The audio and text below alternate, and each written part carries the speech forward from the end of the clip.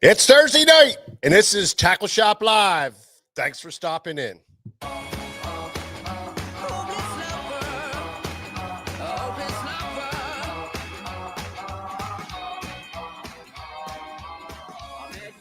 A sunny day. What is going on, Mark? How are you, buddy? Crappy Kev in the house. The next day, yeah, Dilbert. You told me I'm your little Conway, how are you, buddy? Robert Murray. You fell into my arms. Yeah, man. Well, I know what I feel. Please tell me. Oh, yeah, they're fighting in East Tennessee. You better believe it, baby. Patrick Kingery's here. Warren Gatrell, how are you, Warren?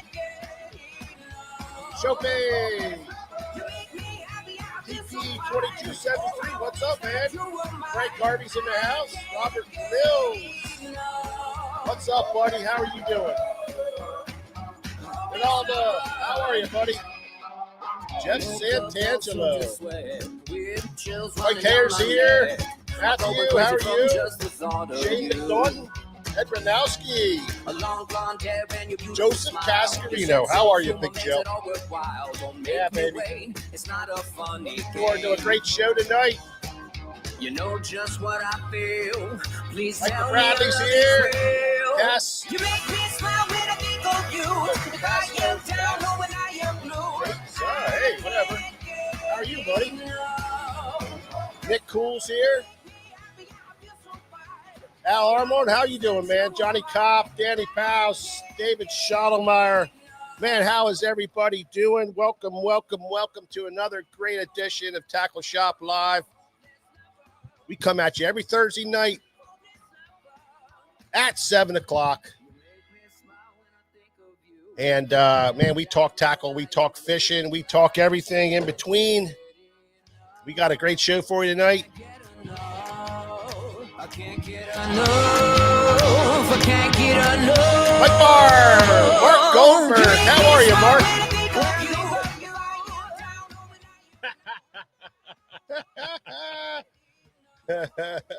You better believe it, baby. I had to trim this thing up. My wife was on me, so I trimmed her down a little bit for you, Mark. Yeah. Thought maybe you trimmed it up so you were tying jigs or something. Well, I mean, I'm going to cut her back when she gets warm, but it won't give up. I was out fishing Wednesday morning, I think it was. I went fishing for a couple of hours. It was frosty, man. It was a cold son of a gun. My fingertips were frozen, and I was glad to have the old beard hanging on there, man. Let me tell you. Did you catch them? Oh, yeah. Nice. Oh, yeah. I caught the biggest trout of, I don't know if you can see this, Nick. Oh, my God. Because I'm going to show it to you. Sorry, George. I'm going to show it to you. This is the biggest trout of my life that I ever caught. Mike's going to start Trout Masters. Look at that beauty. Look at that beauty, Nick. Huh? Look at that Tankosaurus. Yeah, so what's really neat is I got a little trout stream right down behind my house so I can get up in the morning and run down for a couple hours before work. And honestly, in the last 3 days, I caught 92 trout.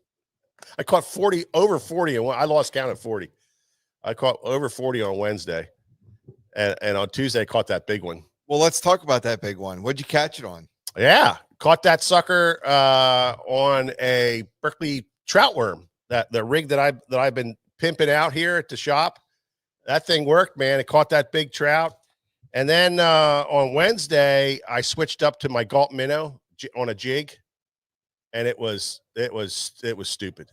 It was stupid. And, you know, everybody makes fun of that, but it's no different than fishing a tube. You know, I was popping it, and I'd let it fall, and I'd pop it, let it fall, and they would tunk, you know, pop that thing. And, you know, they're not 4-pounders, but they're, you know, on a little 5-foot ultralight. It's pretty fun. All right. So I got to ask you this. Yeah. So by now, everybody's had a fair share of catching all these fish. Yeah.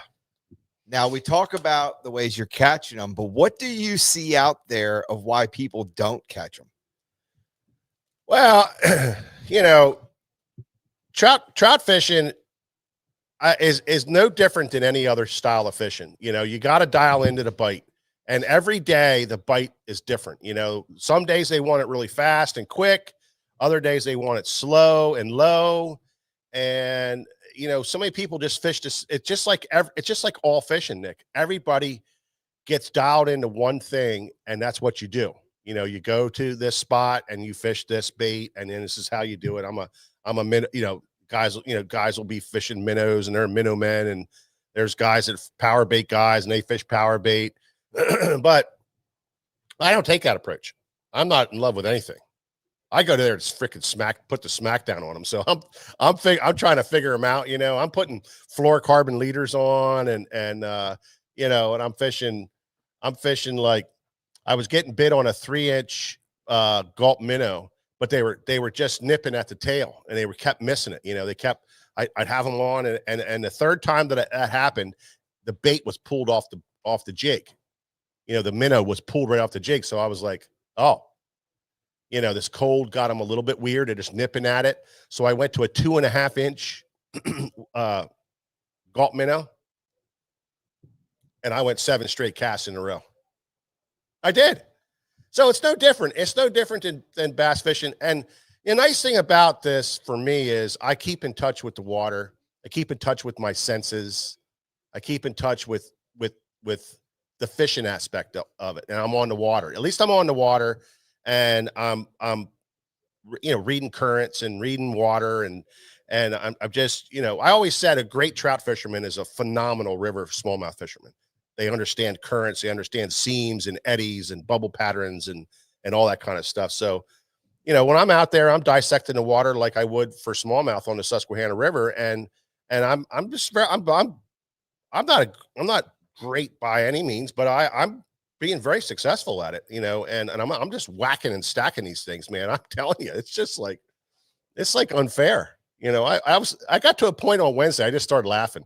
I'm like, this is crazy. This is the craziest thing ever. I went 7 casts in a row. I missed one. Then I went another 7 casts in a row. And then I lost one. And then I went 5 casts in a row. Now, that's a blast. So anyway, that's what I've been doing the last couple of days. I'm sorry if I look exhausted because I've been getting up every day at 5 o'clock in the morning. And that's the other thing. I'm the first one down there. And I'm there an hour and a half before anybody ever shows up. And be honest with you, Nick, the reason I'm doing this is there's nobody fishing. There's 4 guys that I see, the same 4 guys. They come in, they walk up the creek, and you never see them again.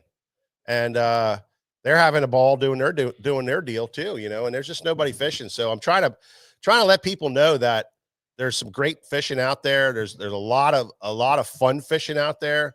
And the trout fishing in Pennsylvania is second to none. I mean, it's the best. So for everybody who fishes, 2 days at the beginning of the year and that's it, you're missing out, man, because all the way through May, it's fantastic. So you dust off your trout rods, dust off your ultralights, look in the back of the closet for your fishing vest, break it out and walk out in the creek and keep those skills sharpened, keep those skills right there and ready to go. And when you get on the river for smallies, man, you're just in tune with that little light bite. You're in tune with the jig. You're in tune with everything what's going on because you've been kind of keeping yourself sharpened up. So that's what I'm saying.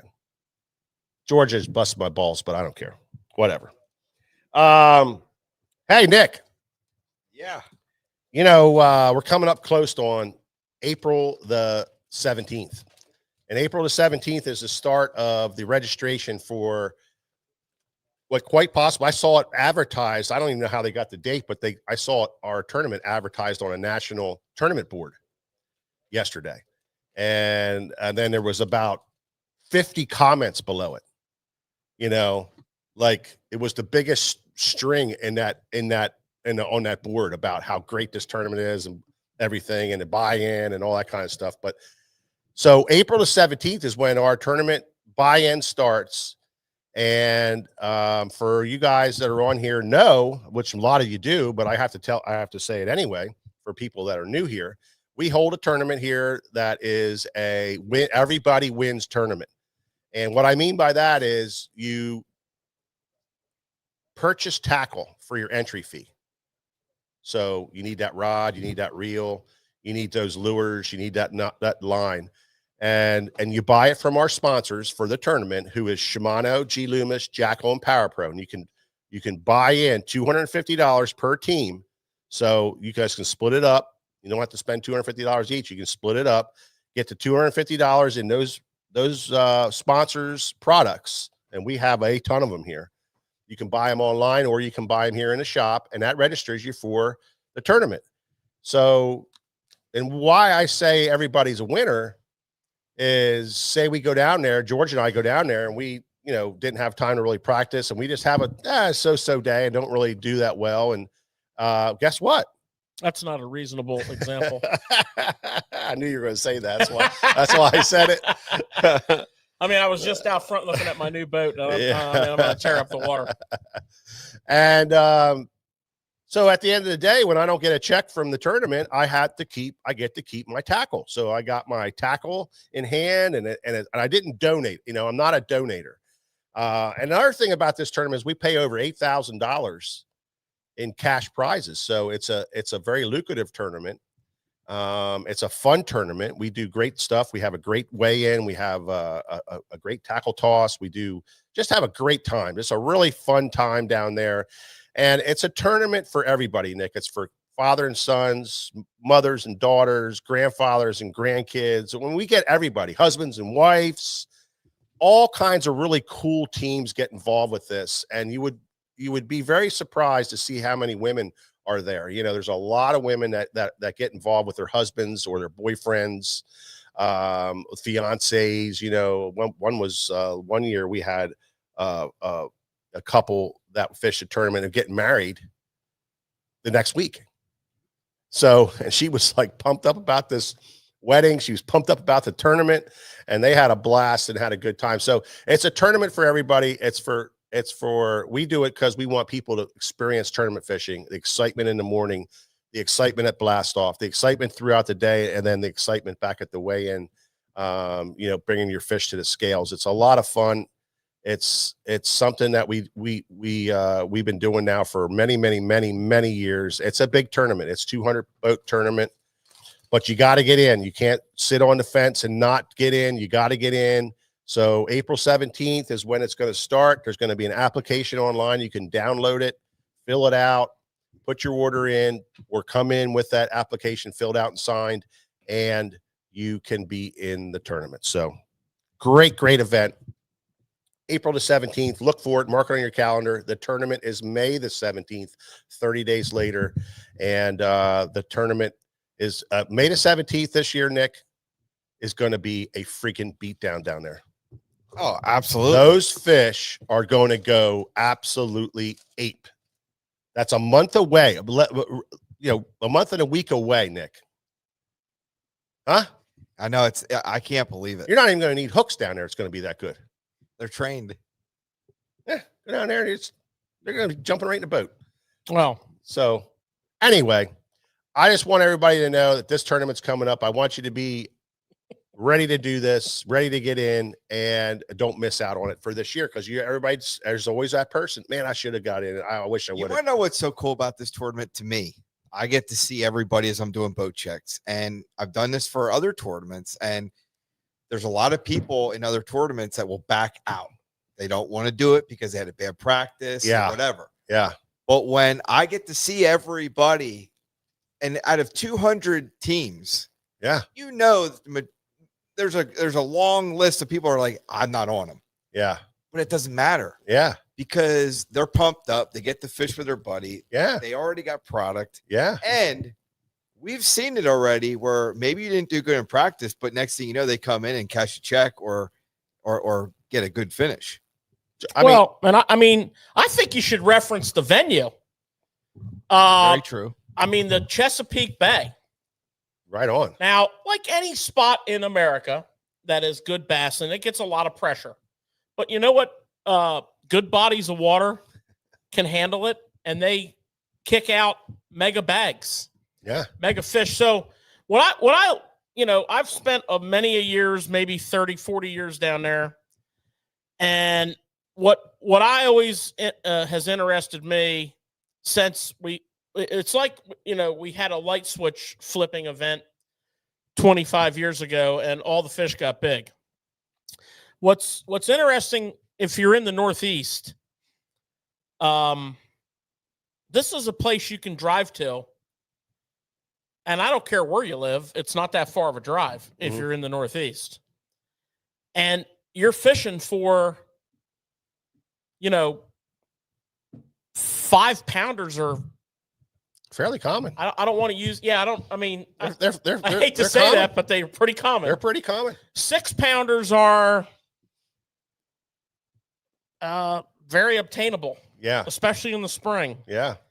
7-pounders and 8-pounders, honestly, are rare anywhere you go. Yeah.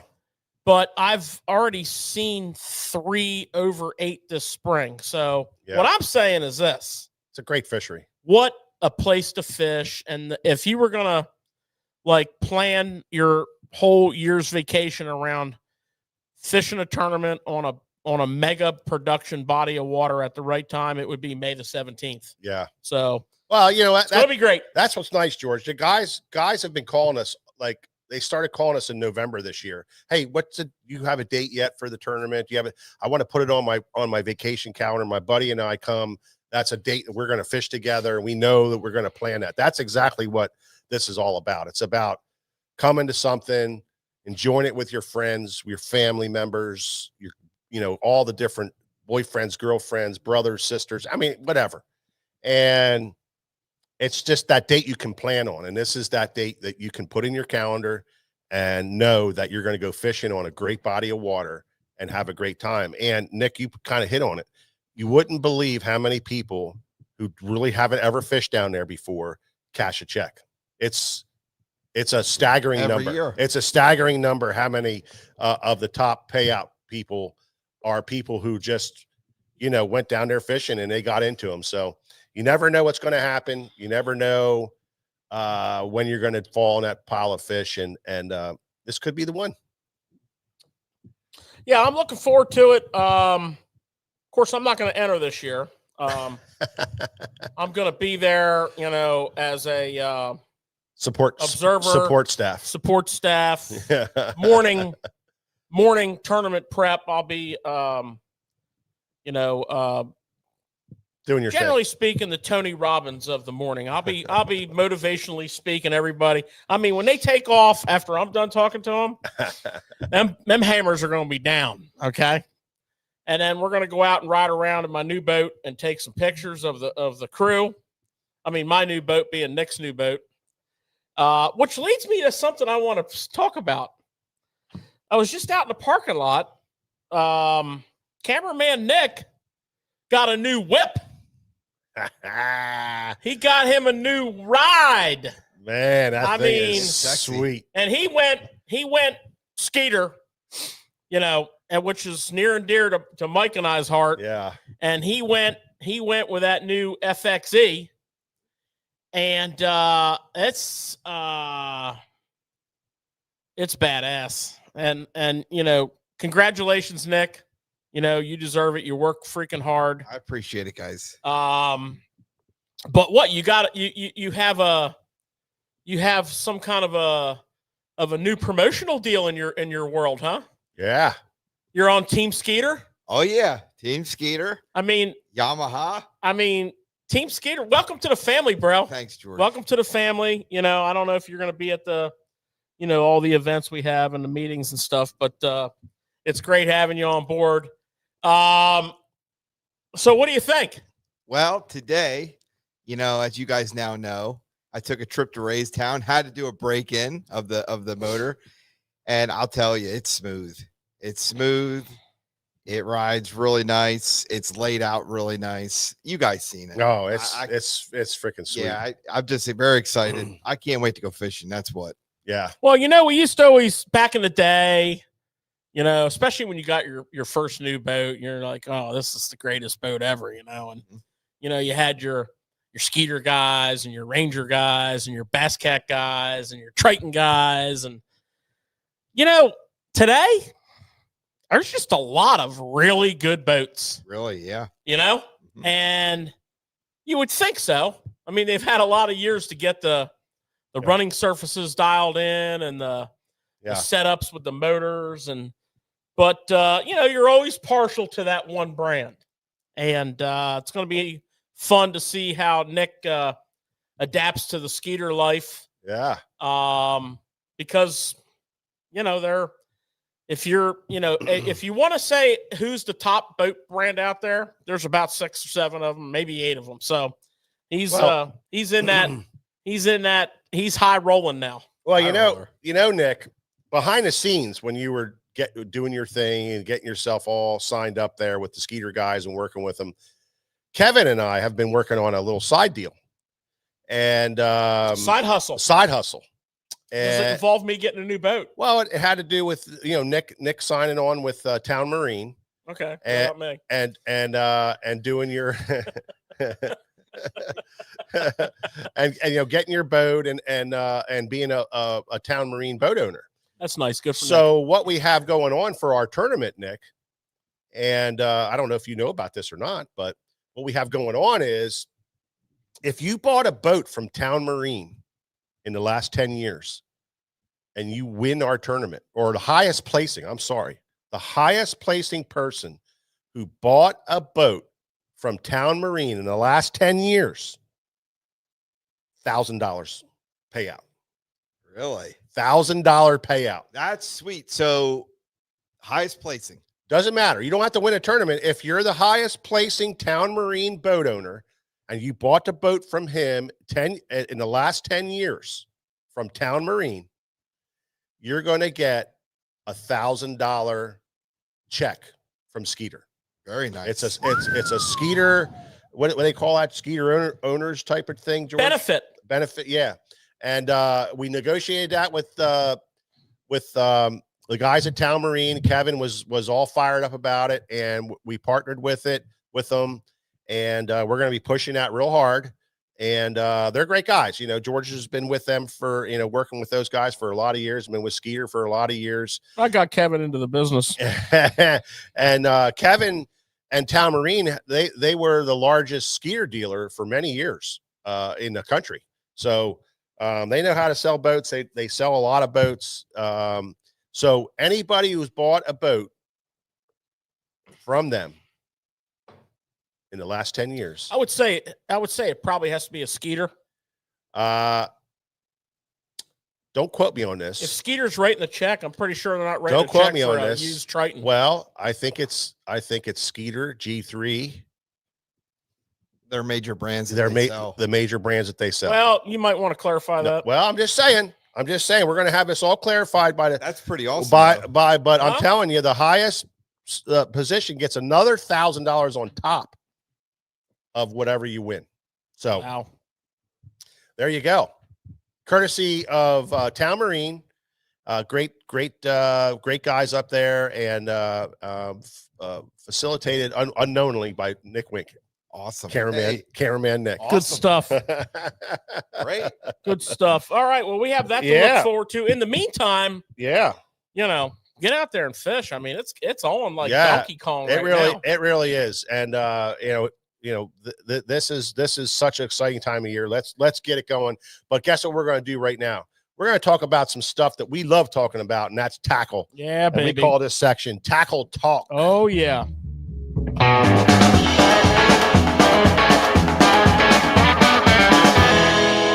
Henry Churchill calls it wink coin. I like it. Henry.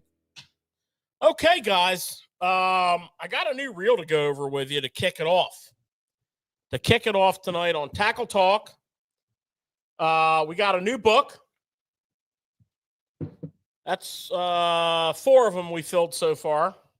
So for those of you who've been along for the ride, we're busting out a new book tonight. Got a sticker book. Yeah. Sticker book, buddy. And for Tackle Talk tonight, I'm going to bring you some stuff that's a little bit new and a little bit different. I got a cool spinning reel from Daiwa, and it's called, and I'm not even sure if I'm saying the name right, but it's called a Daiwa Freeums. And we don't really know how to say it. Yeah, nobody really pronounced it right to us yet. We heard 3 different pronunciations. Freeums. Freeums. Freeums. Freeams. Free. Freeums. Yeah. So it's a Freeums LT. Beautiful reel. It's a beautiful reel. So I'm going to tell you a little bit about it. If you're in the market for a new spinning reel, this is going to be kind of like your one size does all. This reel comes in other sizes, but this is kind of like in the Freeums lineup. This is kind of like the go-to size. So this is the 2500, but it is a D, which means the spool's a little deeper. So if you're in need of some more line capacity, this 2500 will do what a larger reel will do. And then it's also what's known as an XH model. So the 2500 comes in 2 models. This particular model has a high gear ratio of 6:2 to 1. So this is kind of like the do-all size in the Freeums LT. $159.99, and it's stacked at that price. Yeah, that's a great price for that It's reel. stacked at that price. Yeah. So essentially, if I was going to characterize this reel, I would characterize it as, and these are my words, not Daiwa's. I would characterize it as a Tatula MQ without the MQ. So it's a standard side plate body as opposed to the MQ, which is going to bring that price point down into that 159 range. But you have the Zion V body. Very, very light. This reel right here is 6.9 ounces.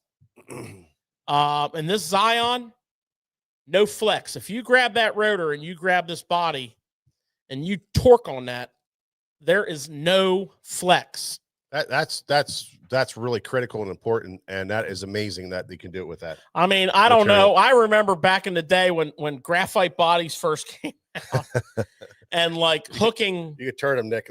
You could turn them, and you would see the whole reel like this, or being hooked up with like a big fish, and actually having the whole reel just torqued down like this and lock up. And you can't reel. This will not happen. And the reason they're doing that, obviously, I had a long conversation today with someone in the industry about the key things that we all want in fishing tackle. And we want, one of the top things we want is lightweight. Mm-hmm. We want lightweight. We're buying lightweight rods that you guys are making, and we want to put lightweight reels on them so that it's all lightweight. So we have the Zion V, which is very light. We have what they call the air rotor, which simply means it's very light. You can see a ton of material is removed from this rotor, but not sacrificing any strength. So, your pull point is the line roller, and the only movement you're going to have is in the bail arm, bail spring, trip lever, bail wire. And if that didn't move like that, it wouldn't work. It wouldn't flip over. It wouldn't. I mean, it would have to be like 100% perfect. Yeah, all the time. You need a little bit of, what do we call it? Wiggle room. Yeah, absolutely. Okay, so we got that. We have a air bail, which is a tubular bail wire. It doesn't bend. It doesn't bend very easily. You got to step on it to really do something to it. Yeah, I mean, tubular is strength without weight. Yeah. It has a nice feed onto the line roller. It's just a nice reel. Let me give you some stats. The main shaft that goes down through the body, this is called the rotor. The shaft that makes the spool go up and down is your main shaft, and it goes through the center of the body. On this reel, the bearing that supports that shaft is a mag sealed bearing. So what that means is that the shaft goes down through the bearing, and between the shaft and the bearing inside is a layer of magnetic oil. So there's no opening into the body, and there's no resistance because it's oil. It's oil, and it essentially makes a seal. Yeah. So you got for Seals it. $159.99, you're picking up a mag sealed reel, Zion V body, air bail wire, tournament drag, carbon drag washer, 6.9 ounces, 240 yards of 8 mono, 34.5 inches per crank, 5 bearings, 1 roller bearing. The roller bearing is the bearing that keeps the reel from spinning backwards. So it's more of a needle bearing. 22 pounds of drag. So, pretty cool. Wanted to bring that, guys, to you tonight. It's the Daiwa Freedoms LT, brand new. Literally just hit the shelves here like this week. And there's a smaller size for your panfish and trout guys. There's a bigger size for you light saltwater guys. That size is a 5,000. That's currently not in stock. The other two are. Sweet. Yeah. We were waiting for that to come in. That's a very, very nice. Well, I mean, very nice reel for the money. I love the price point. I love it. Their lineup's a little crowded.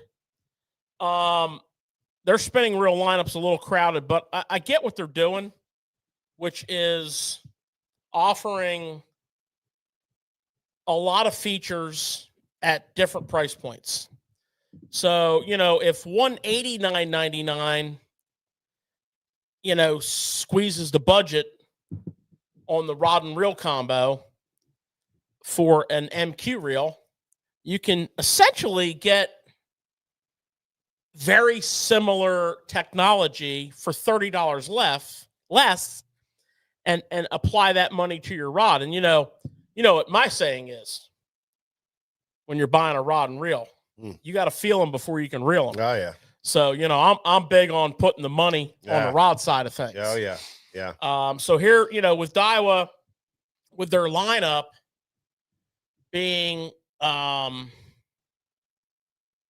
positioned the way it is, I mean, there's literally a lot of room to put money in a really nice rod. Yeah, I mean, there's literally, I don't even know what the gap is on the price points, but it's like $20 gap.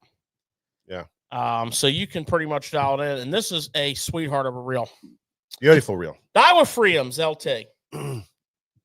Online right now. You can go online, check them out, and read about them. And we got all the specs on there. Yeah. And shop. Order them up. If you want to spin one around and check them out, put them on a rod, come on in. We'll fit you something up. Oh yeah. Absolutely. Okay, guys. Now we're gonna have our weekly minnow segment. The minnow of the week. Of course, the vast majority of all minnow usage is forward-facing sonar. But if you remember, prior to forward-facing sonar, we fished a ton of minnow baits. We drop shotted them. Yep. I don't know if I can get this open, but I'm going to try. There we go. We fished them on little jig heads. Yeah, we bounced them in the current. Bounced them on a jig head. Put them on the little swim bait heads, the little and I don't know spinner heads or whatever you want to call it. I don't know if everybody still has their timeline intact, but the Demiki rig, which was a essentially pendulum presentation of a minnow on a jig head, was created to fish suspended fish efficiently that you marked on either 2D or side. And then you would loop around. You would either drop a buoy or get your cast right. I don't know if you all remember lineups. Well, lineups is a big thing because, and distance was a big thing with the Minky rigging because you had to get the bait, the pendulum right above them perfectly, and the guys that were really good at the Minky rigging knew exactly how long to make the cast and how far out they had to be and how far away from the fish they needed to be, make that cast to make that bait pendulum perfectly over top of their heads.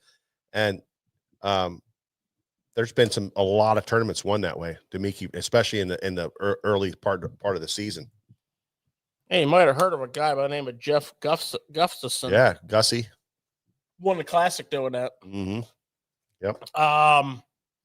Also, that early days of that tight lining, I call it pendulum rig. They call it Demiki rig. We also call it tight lining. The early days of that, a ton of that was done on an underspin. You got to remember the time of year that this was developed for was late fall, early winter, late winter, early pre-spawn. Yeah. Which now we do, with forward-facing sonar, just searching for bass that are cruising, maintaining a relationship with bait balls, and they're easy to catch. A lot easier than when we were tight lining, but when we were tight lining, we did a pretty good job of it. So, I call these forward-facing baits, but reality is any time you're looking for a quality minnow bait, and we can't seem to say no to them.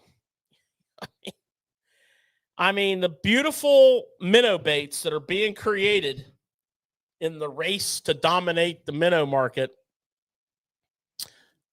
we win. Yeah. We win. Yeah. And this is the new Big Bite Baits Spotlight minnow.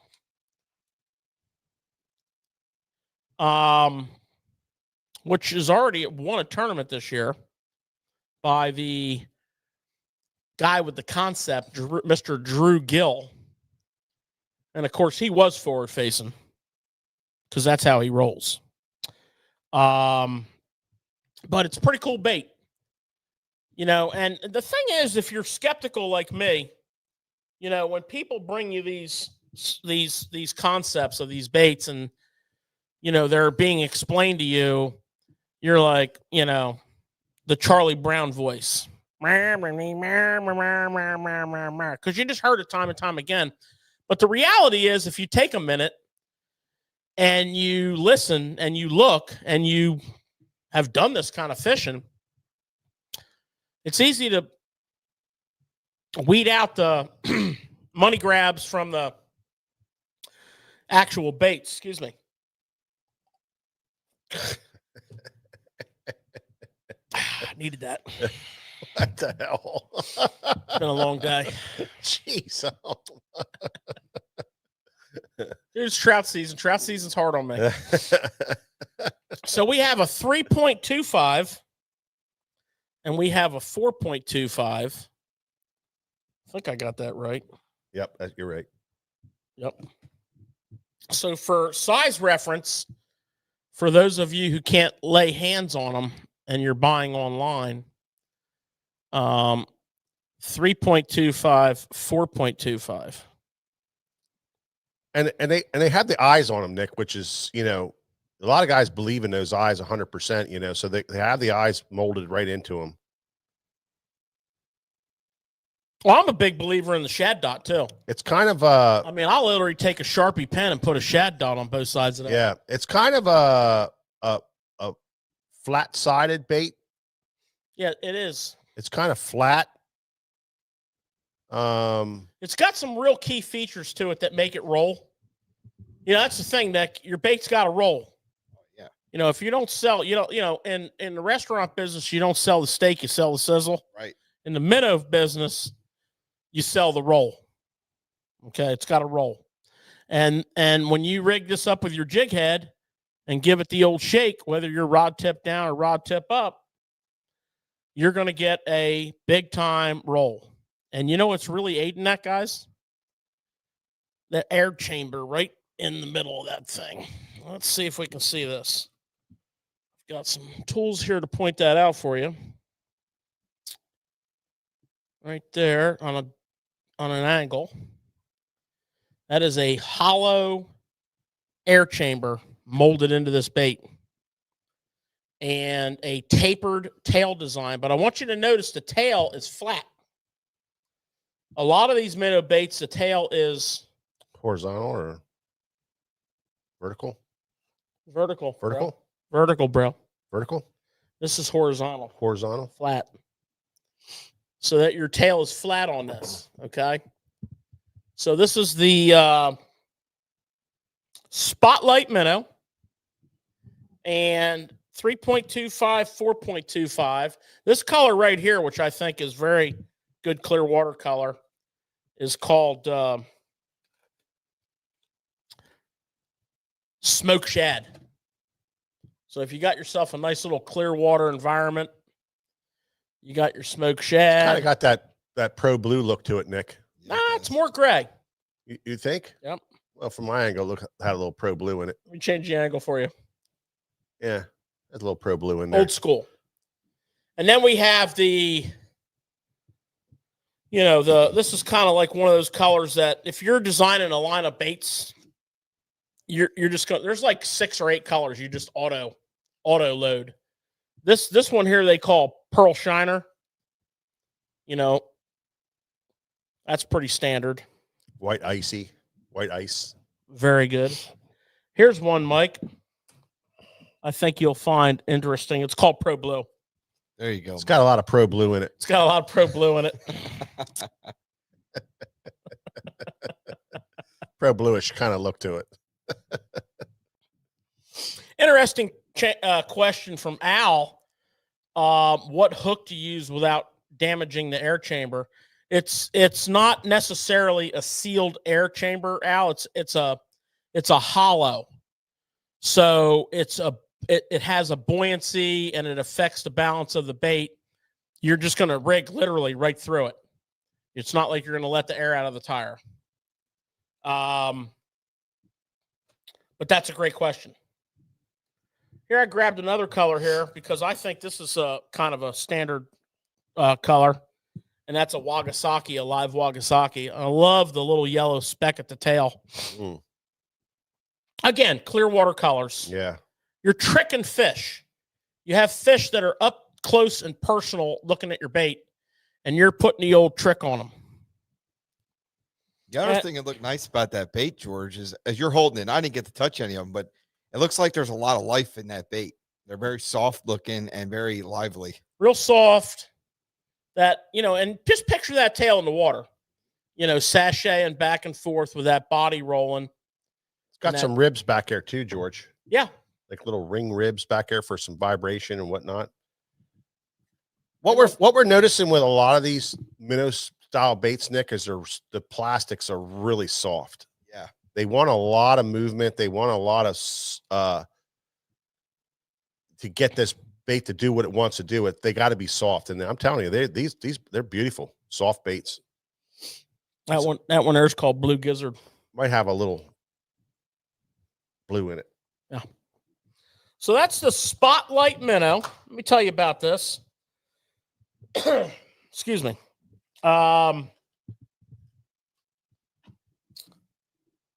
Okay, the 3.25 is a 7 count, and I really like these clam packs. When I'm paying premium dollar for my baits, I want them straight. I know Mike wants them straight.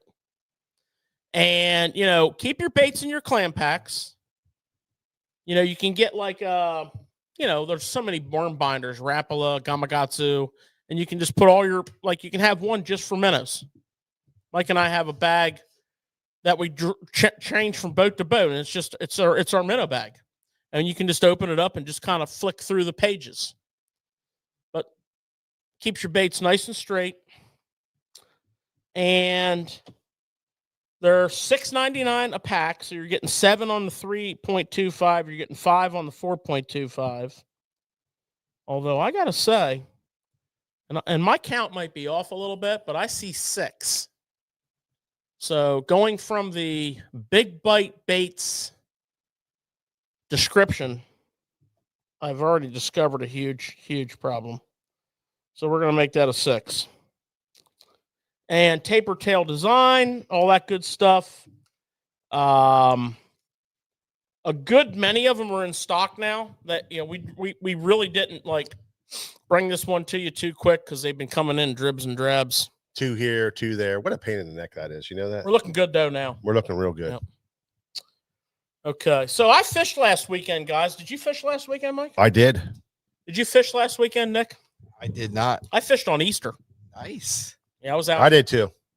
I was out on Easter, and it was very cold Freezing. and it was very windy. And it was very much a hard rain for several hours. I got off before the rain. I didn't. And I had on my Sims Challenger rain suit with my water shedding rubber boots. And I layered up underneath it with various layers of vests and performance undergarments and what have you. And I kind of, had no problem fishing until 4 o'clock. You have the insulated ones on, George? Nope. I went with the Challenger, unregular. And, I remember back in, my early hardcore fishing days, Mike will attest to this as well. When, first of all, there wasn't any good rain gear. There wasn't. No one made any good rain gear. The earliest ones that were really, really good was Cabela's and Bass Pro. Gore-Tex, 100 mile an hour. And me and Mike, being relatively new tackle shop owners, we couldn't afford that. So we wore like stuff that it was hard to stay dry in. And so every day I fish like that does not bother me anymore. And it hasn't for many, many years because, I made an investment in good rain gear. Now, my Challenger suit is not the Challenger suit we're going to talk about tonight. My Challenger suit is generation 1, and mine's probably 10 years old. And, I mean, you can put me on the polygraph, the same one that David Mullins just used to exonerate himself, and I'll pass. I've never been wet. So, George, with that being said, what do you think has helped you get that far along with it being dry still? Well, I take good care of it. I don't let it in a rod locker or a hatch. I hang it up, keep it in my truck, which I think is key. Mike has a Pro Dry that's the same age as mine, and he might as well just go out there in his underwear because he has abused his Pro Dry and treated it like, a grease rag. And, I have so many pictures of Mike, like I have it. hugging giant saltwater fish like this. Yeah. And just slime and blood all over his Pro Dry. And then at the end of the day, it's just like throw it in the back of the truck and go. And, so if you live your life like Mike, I wouldn't even buy a good rain suit. I got 10 years out of it. Yeah, the last three you've been wet. Well, yeah, but I'm telling you right now, if I would just wash it with the right stuff, I think they say Gore-Tex comes right back, So I think I could bring it back. I just haven't had a chance to.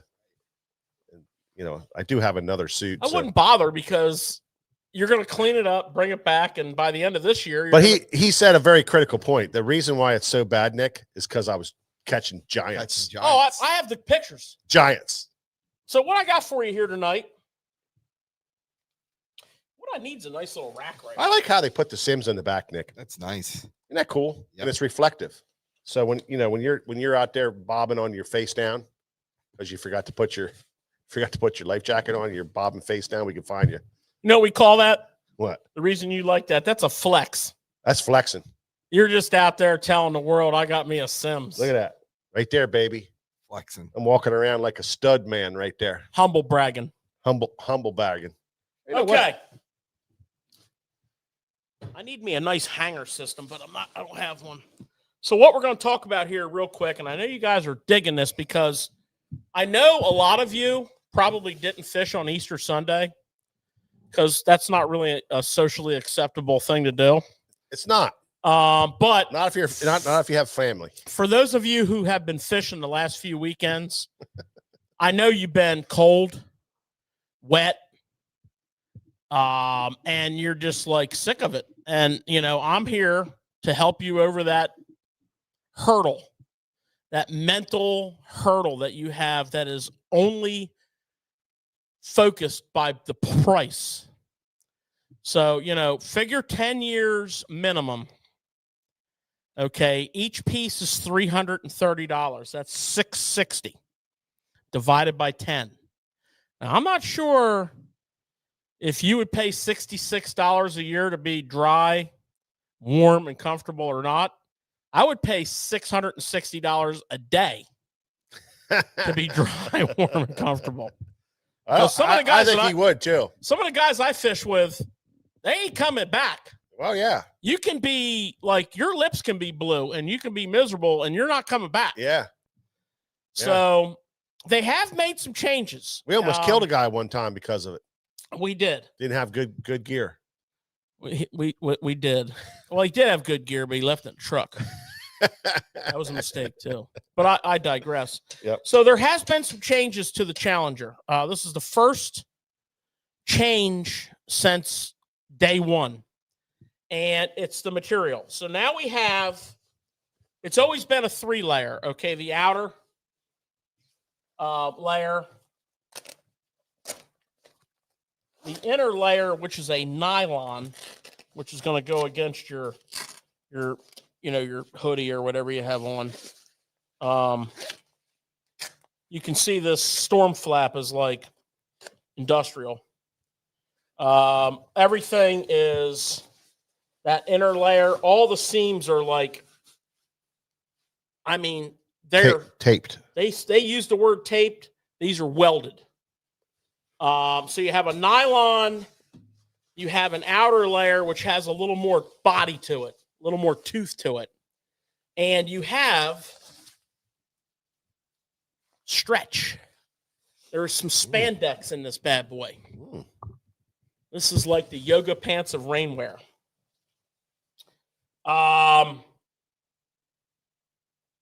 Just extremely well designed. The hood is, when you're running in your boat, this hood is no ends flapping around. These things auto lock. You just pull them just like that. You don't have to press anything. There's a 3-point cinch on there. You know, I'm sure you've been blasting in your boat when by the time you get where you're going, you feel like you've had a neck workout. Got some nice inside pockets for your phone and whatnot, Nick. Oh, all kinds of pockets. Pockets, and they're all the zippers are all waterproof zippers. Waterproof YKKs. Premium suit. Yeah. Premium suit. And it's one of the few suits that we, as well as our pro staff, have found to be dry. And when I say dry, I mean dry. Like, you don't get wet dry. The bibs, here's another color. You could kit this up with the black. You could kit this up with the black jacket. Here, give me that. Or you could kit it up with the sepia. I like that color. I really do. Sepia. Very nice. Um, I think I'd put the black bibs with the sepia, though. Possibly. So the bibs are pretty standard issue. Excellent suspender system. Excellent suspender system. They don't ride down on your shoulders. Same interior, well lined up. Heavy duty storm flap. And full length front zipper here. Whoops, wrong zipper. Oh, what's that? A little hidden pocket. A little hidden pocket? And, in case the call of nature hits you out there, you just crank that down and you're in business. Got a nice little pocket hidden on the inside here. Right in that lining. You can put your money in there. Then it's at that stretch fabric. That's going to be great, man. Real nice. That stretch fabric, when you're stepping up on your front deck, Nick. Well, the key part there is No binding. this part. So this part here is a full flex part. Oh, So your shoulder straps aren't like digging into you into every it. time you're Yeah, bending over to get yeah. something. it's super comfortable. I mean, they thought of everything with this stuff. So that's your rundown on your Sims, your brand new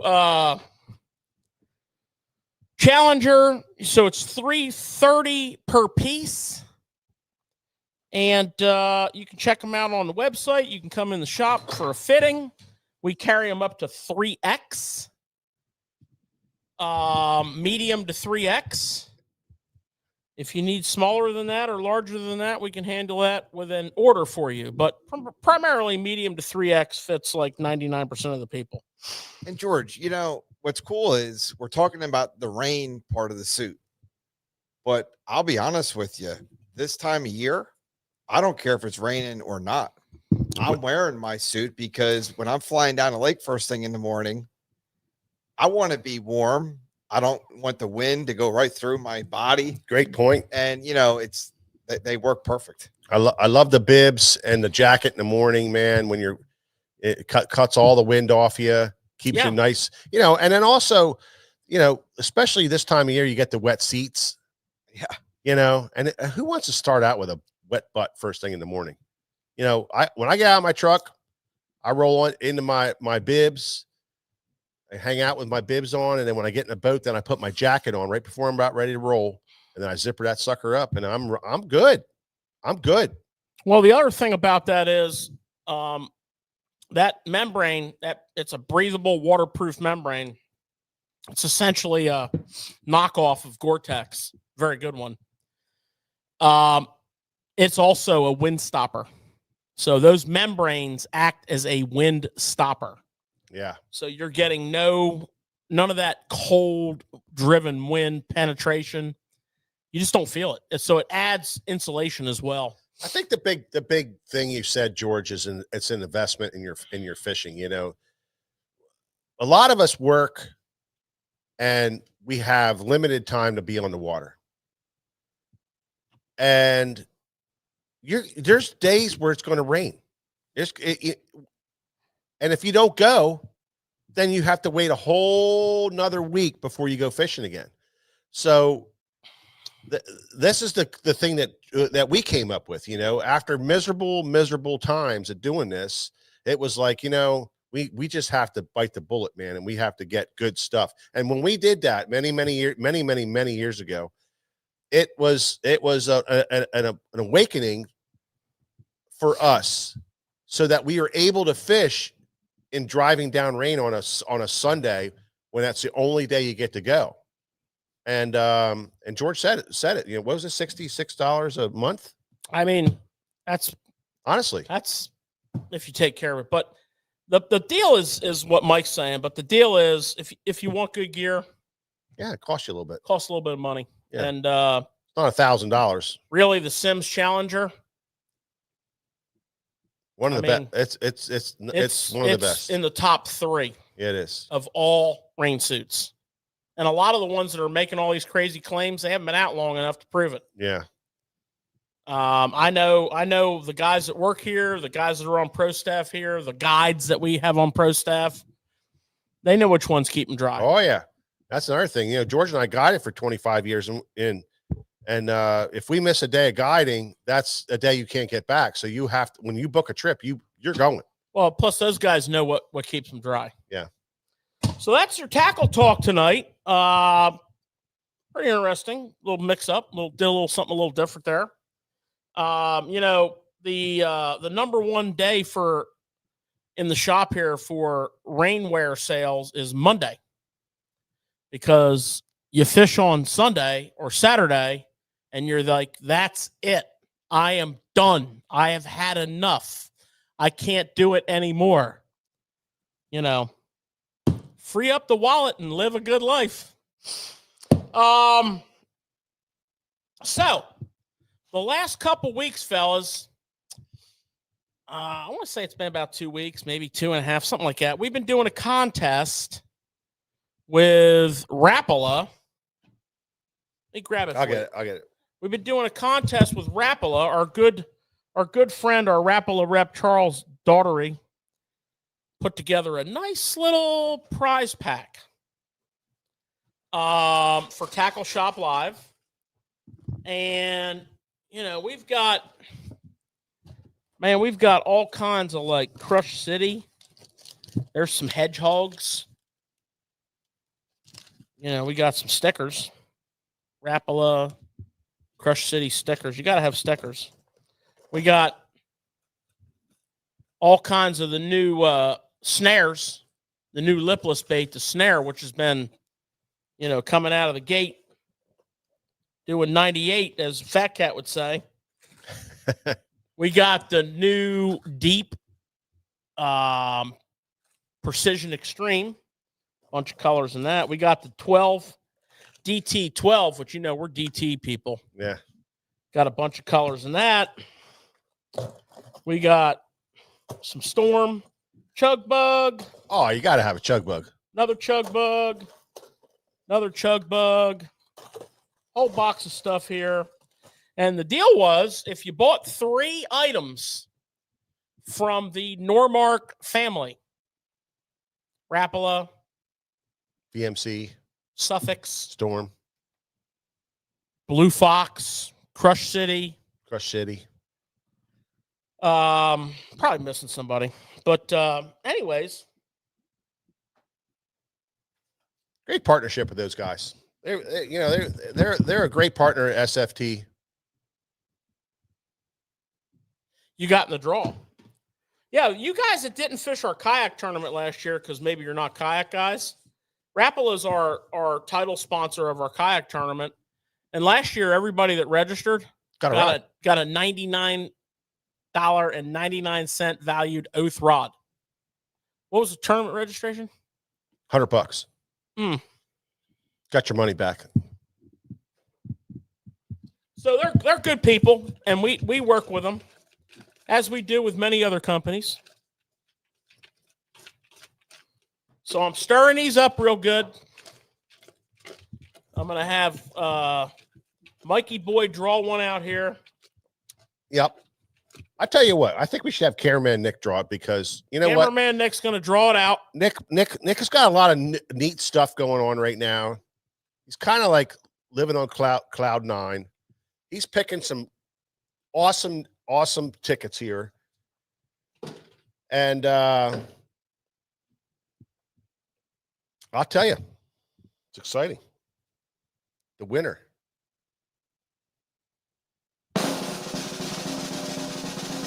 of the Rapala kit is Bill Neeroff. Bill Neeroff. Bill is from Maryland, and Bill is the winner of the tackle pack. Congratulations, Bill. I'll tell you something else about Bill. He was the last entry today. Are you serious? Yeah. Congratulations, Bill. Yeah. Wow. That's a heck of a kit. He was the last entry today. I said, put your name and number on there and throw it in that bucket. Wow. Bill Neeroff. Well, there you go. Winner. We had a lot of people get in that event, in that drawing. And, thank you for that very much, guys. And congratulations to Bill Neeroff. Bill, I'm going to do you one better. We got your phone number and we're going to call you. I'm going to do you one better. What do you got? You know what Bill told me he wanted to do with his tackle pack? What do you want to do with it? He wanted to donate it to the youth. No. Yeah. Oh, my gosh. He said, if I win, I want to donate it to the youth. And I'm like, well, you're the last one in. And I'm just telling you right now, you're going to win. I can feel it in my bones. Now, that's just freaking crazy. Now, we talked about this like midday today. That's crazy. Filled it out. He threw it in a bucket like this. He goes, hey, if I win, I want to donate to the youth. And I'm like, well, I'm feeling it. I think you're going to win. And you saw, we just stirred the hell out of them things. Shake and bake. Nick drew in there. Couldn't see. Nick. Good pick. That was meant to be right there. That was meant to be. That was meant to be. Bill Neeroff, such a great man. He's been shopping with us for 30 years. Just a great guy. Well, that's great. We will do that, Bill. We will put that and we'll give that to the kids and put that with our collection and make sure they get it. And That's some great tackle for the kids. that is some great tackle. $200 worth of. Wow. Well, according to Matthew Wow. Weimer, it's only $150. Sounds like somebody that didn't get in the drawing to me. But if you got in the drawing, it was $200 worth of products. And if you don't believe me, come on in and I'll add it up for you. And if I'm right, you owe me $200. Pretty sure I'll be right. So Bill, thank you so much. I know Bill's watching because he's a huge fan. Yep. And you're in, baby. Congratulations. Thanks for the youth donation, Bill. They're the clubs, whichever club gets that, they're going to be very happy. We're going to pass along your sentiments. Oh, gotcha, Matthew. Gotcha, buddy. So the next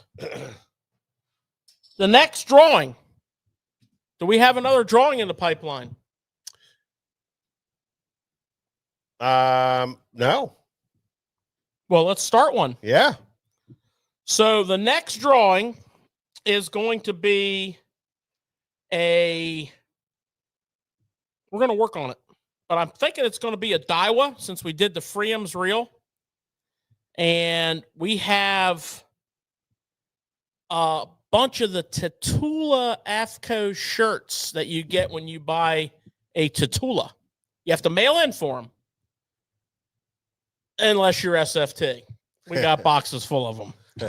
So how about we do this, guys? How about we do buy any Daiwa product of $159.99 and higher in the next 2 weeks and get in a drawing to win a AFCO Daiwa shirt, a Daiwa hat, and other various Daiwa swag, and we'll put a nice little kit together and hang it up on the wall so you can see it. You can buy it online. You can buy it in the store, and we'll throw you in the bucket. Sounds and good. we will pull that drawing on 2 weeks. the 23rd. Sounds about right. Sounds about right. The 23rd. Let me make a note here. This is next week. This is the following week. Daiwa drawing. I like your style, George. Well, I like doing drawings. Next week, yeah, 23rd. Okay, so we're going to do the Daiwa drawing on the 23rd. $159.99 and above get you a ticket. And every increment of $159.99 gets you a ticket. Sounds good. So if you want to win that drawing, I'd come in here and get like 10 tickets at $159.99 a piece. Well, and we'll give you a $39.99 shirt. well, we do a drawing every week, George. We do the Nomad drawing. Rig of the week. And for the rig of the week. And we're going to get into the rig of the week right now. Ooh, dog. And rig of the week is brought to you by Nomad Designs products, makers of great hard baits, soft plastic baits with the Live Op series, and the makers of the greatest finesse power jig on the market. From Greg DePalma, and right here, I think he's got a thing here, and they make the machete. So the Wee Bit jig from Greg DePalma and the machete jig right here, makers of those, along with a ton of other products. Nomad Designs, you can check them out online. Check out their products, check out their hard baits. They got some great crankbaits and jerk baits, and their rattle trap lineup with their rattle trap system is unbelievable. They have Burnham, they have yo-yo baits, it's just a great concept in their rattle trap lineup. So you definitely want to check that out. And they offer a $25 gift card to Susquehanna Fishing Tackle, sfttackle.com, every week, a $25 gift card. And the winner of that gift card is, get your button right, Kyle Johns. Kyle Johns is the winner of the Nomad Designs $25 SFT gift card right there, buddy. We got you. Get a hold of us, or we'll get a hold of you. Sounds good to me. Yeah. So before you start there, George, I cannot wait to see what you got up your sleeve. But the way you get in is you gotta, on this post, you gotta like, you gotta share, Yep. and you gotta comment down below. And I'm just gonna show you real quick on the video what you gotta do there.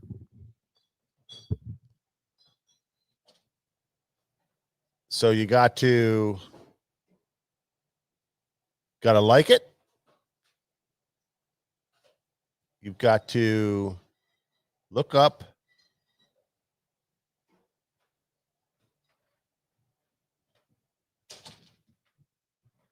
Nomad Designs. Yeah, there you go, Nick. Nomad Designs. Click on that and share it.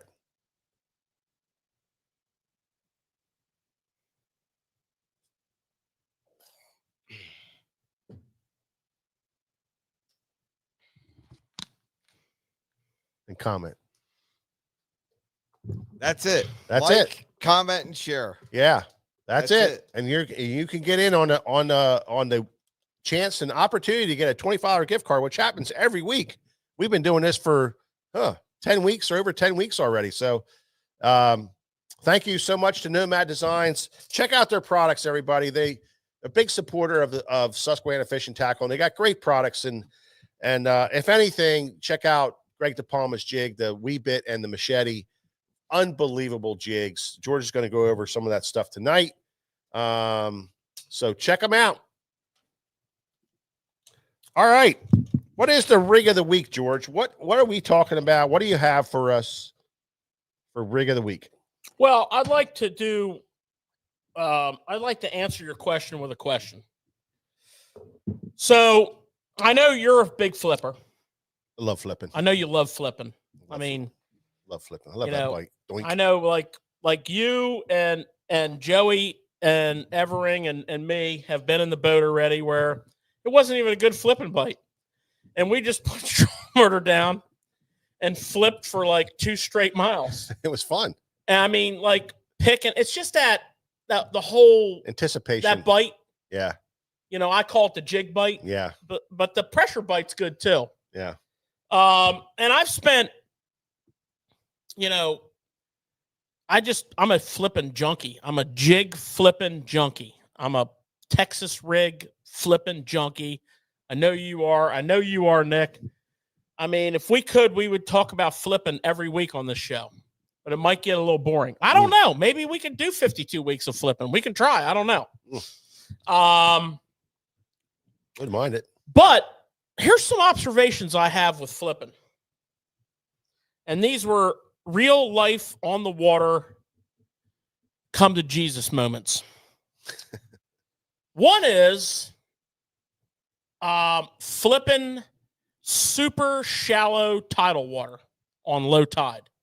And I'm talking like, have you ever been in that water? It's not real clear, but you can see the bottom. But you got to really look to know that you're looking at the bottom. A lot of people call it tannic. Yeah. Tea-colored, or it might have just a little bit of a stain to it. Yeah. And you're flipping, and I know you can relate to this, flipping pads on the Potomac. Oh, yeah. You flip your jig in there, and it sinks about 3 inches, and a puff of mud comes up. Oh, yeah. I set the hook on that many times. Yeah, you're like, this might be a little shallow. Okay, 3 inches might be a little shallow. But the concept is this, guys. That puff of mud. So, you know, if you don't get bit on the fall, and I'm going to say some stuff here that might seem, you know, like Big Lebowski crazy. I don't think those fish want to suck that jig out of that mud. Because I don't think they know it's there. I don't think they can find it. I mean, it's sinking in the mud. You know, a lot of the bottom we flip is hard bottom by design, but pad stems, pads, a lot of laydowns and creeks that are on the off current banks, they're silted. Okay, they're silted. Stuff you fished on your home water 30 years ago that was hard bottom is now silted. Mm-hmm. And that I'm a big believer, and I may be wrong on this. I don't think so, but I may be wrong. But in my world, that can be counterproductive. And I've told the story on the show here several times about a BFL that I pre-fished for, and I was like, yeah, I'm winning this sucker. You know, driving the night before the tournament, running back to the boat trailer. Like, if I get a good number tomorrow and I can get in this public hole number 1, I'm winning. And then I get in there, and all the bites that I had the night before that I didn't set the hook on, but wouldn't even let go of the bait, and I pulled them to the surface and looked at them, gone. So think about that mud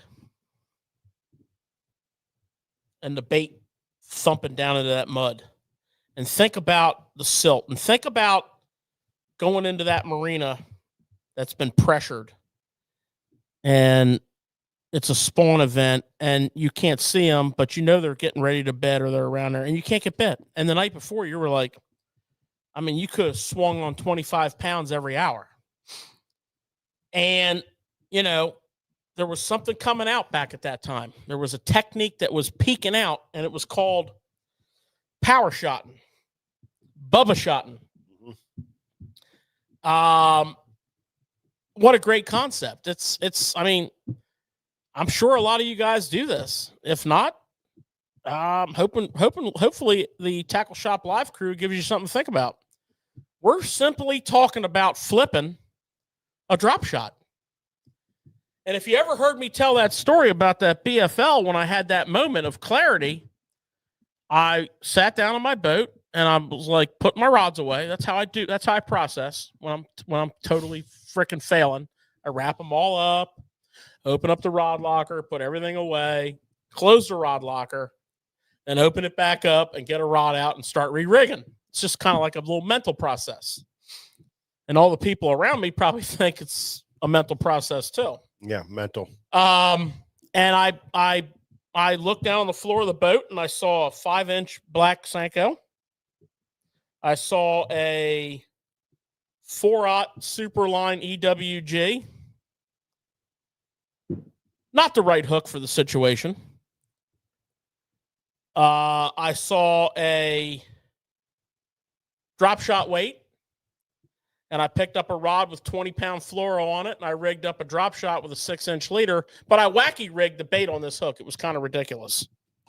And I went on. It was actually not a super line. It was a regular EWG, and I went on to lose back-to-back bigs. But valuable lesson learned. Mm-hmm. That's how you learn them. Mm-hmm. In the battle. In the moment. The heat of the moment. So what we're going to do is we're going to tie one up here. And it's going to be a pretty standard drop shot rig. But it's going to be on heavy gear. It's going to be on a heavy rod. And what I'm going to recommend you do is I'm going to recommend that you tie this up and have it ready to go in your rod locker when you're preparing for your next fishing trip or tournament. And keep in mind when you're tying that drop shot, you're going to tie a Palomar knot. Just give yourself double it over, give yourself a bunch of tag end. And this will be any drop shot rig. Okay, the longer the leader, the longer that tag end. And you always go through on the point side of the hook. Now I'm using a Superline 4.0 EWG because I like it, and it accommodates a lot of the baits. Game day, I go straight shank 4.0 flipping hook. That's game day hook. I believe we talked about this a week or two ago. This is my low maintenance hook. And I've had some great days with this hook. So we always go through the eye on the point side of the hook. That's Bubba shot, which I'm calling power shot. Bubba shot, power shot, or regular drop shot. So it's a 2-for-1. Okay. And just tie your standard Palomar knot. Okay, always put the point side of the hook through the loop. The point side through the loop. Grab that loop. Here's the deal with fluorocarbon. It doesn't like to bind. Put your finger through that hole there. Don't let this thing, if it wants to bind up, loosen it. And moisten it. Cinch it. And then, of course, for those of you that know, you know. For those of you that don't, you're about to. Take your tag end and go down through the eye of the hook from on the point side. You're not even close. Jeez, I saw that from all the way over here. If you don't have anything nice to say, you should probably not say anything at all. And what that's going to do is that's going to help. Now, obviously, this big, heavy hook out of the water is not going to do it, but it's going to help to stand that hook out. You know, this is a big, heavy hook. It's not going to do it unless it's in the water with a bait on it, but it's going to stand out that hook. Help to stand out that hook when you're pulling down here. Now, the deal is this. I like to tie on my weight when I'm Bubba shotting. You can clip them on, okay? You're probably going to have good success with the standard pineapple weight with the clip on the top.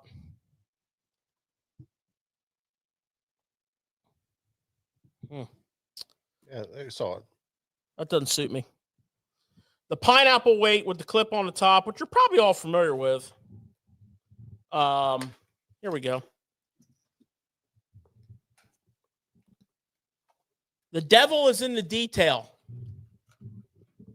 So your clip-on weight, your pineapple, essentially what you do is, I'm sure you know this, but we're going to go over it. You put your line in the clip. And clip keeps moving. Let's try this angle. There we go. Put your line in the clip. Put it where you want it. I like a short leader. 6-7 inches. Lock it in.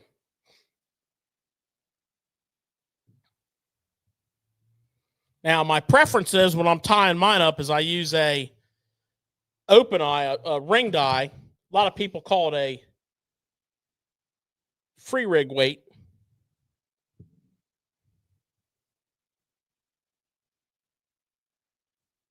Here you can see it. So it's just a ring, and I tie it on.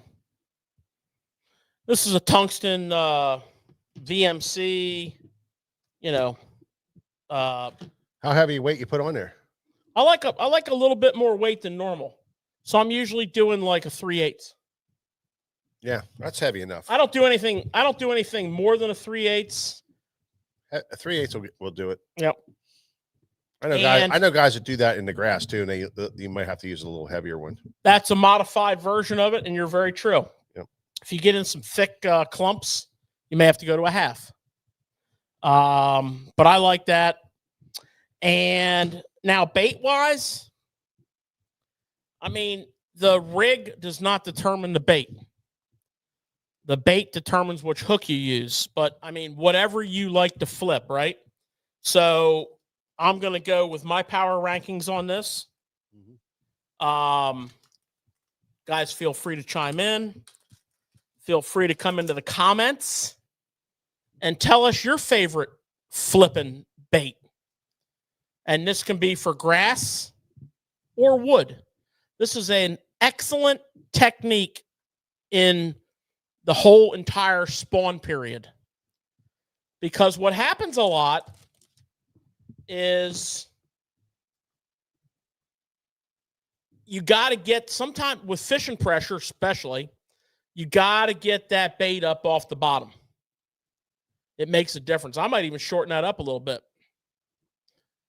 So if I'm using this, it's real easy. I just go like that, shorten it up. And oh, by the way, pro tip. On my drop shot rigs, when I'm using the pineapple style, I never cut my tag end off. All this line here, I just let it. That way I can change my leader length.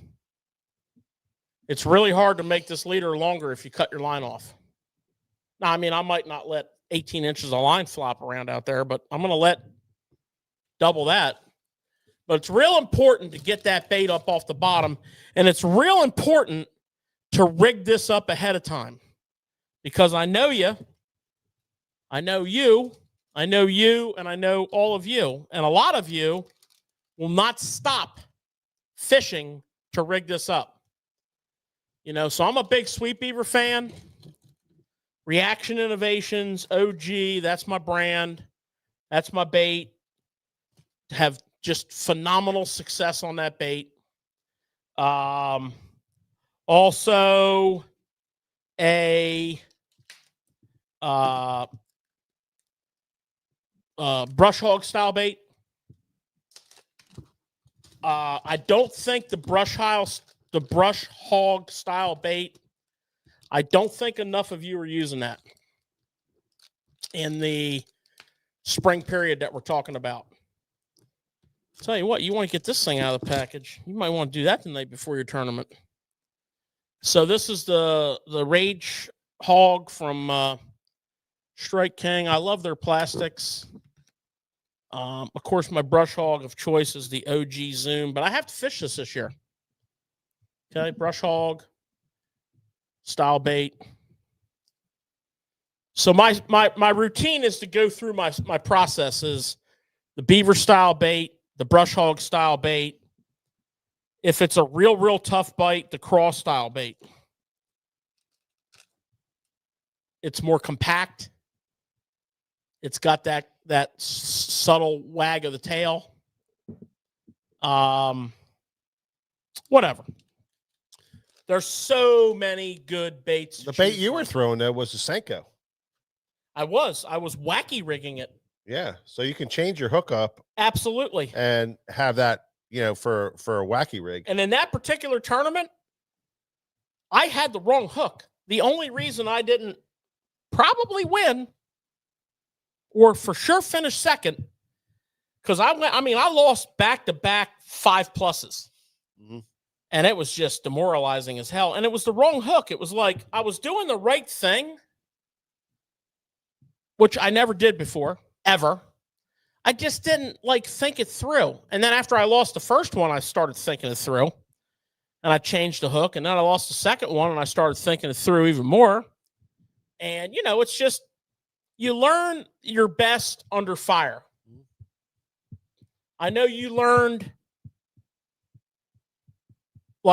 some of the biggest top secret smallmouth river techniques guiding on days when failure was imminent. And then you turned it into something we do to this day. Yeah.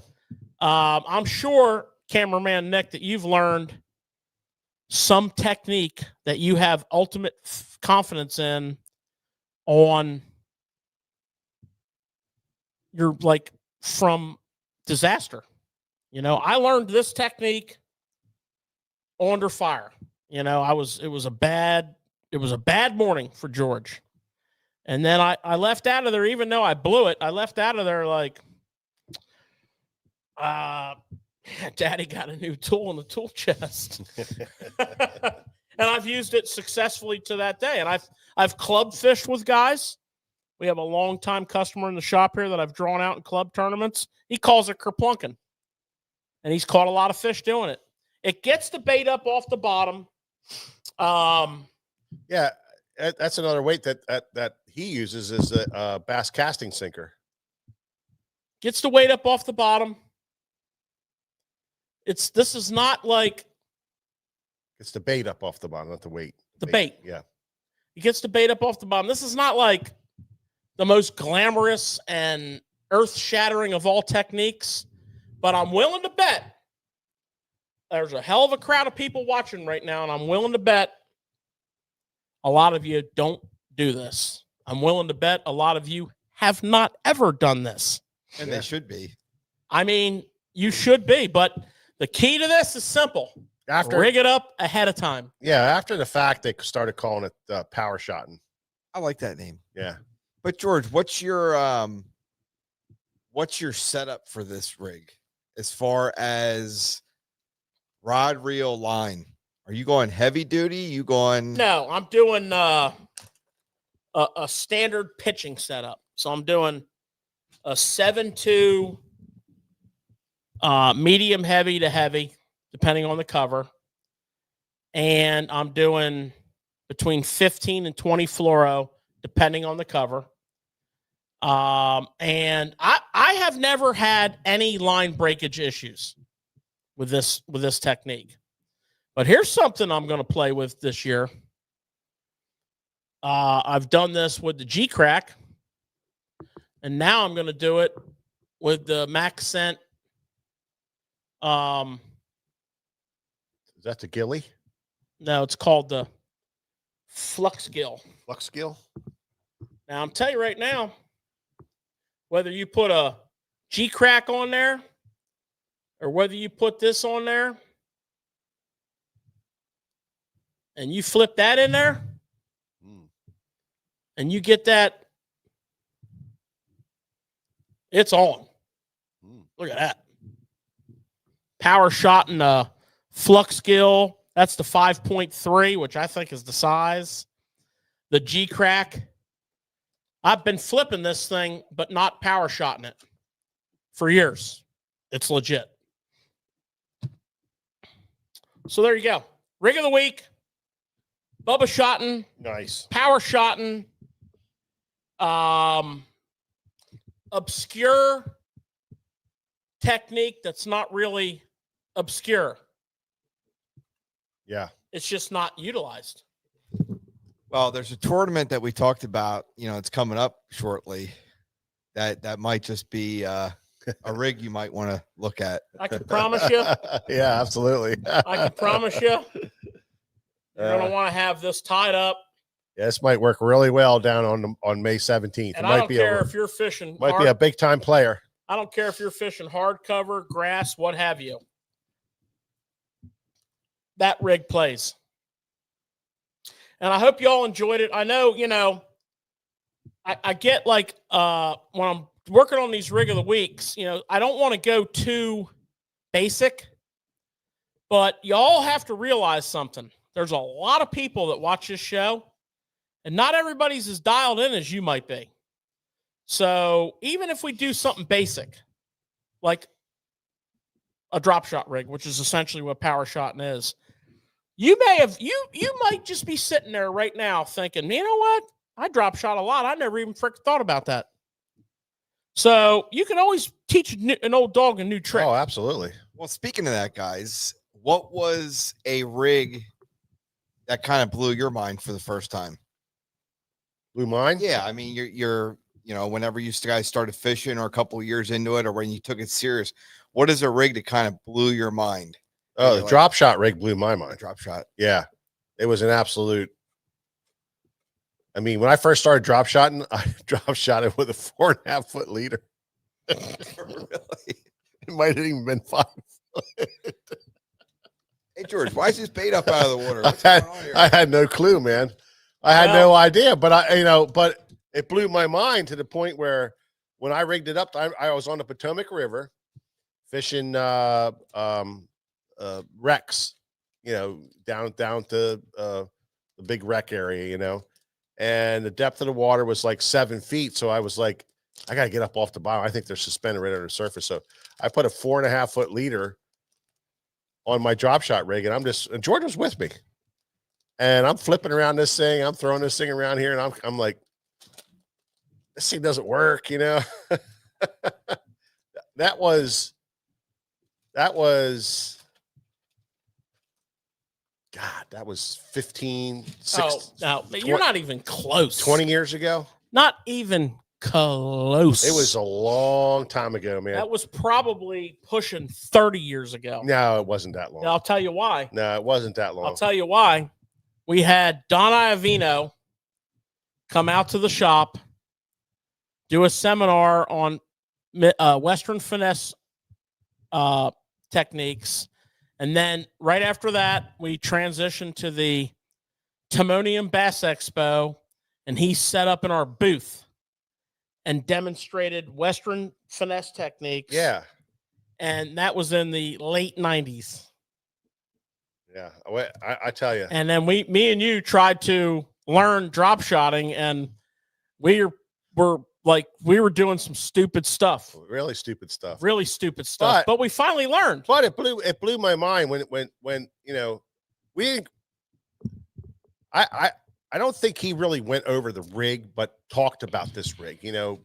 So I had no clue, honestly. I did have the weights though with those little clips. I didn't know how to use them either. You know, they kept flying off, you know. Make a cast, there goes my weight, you know.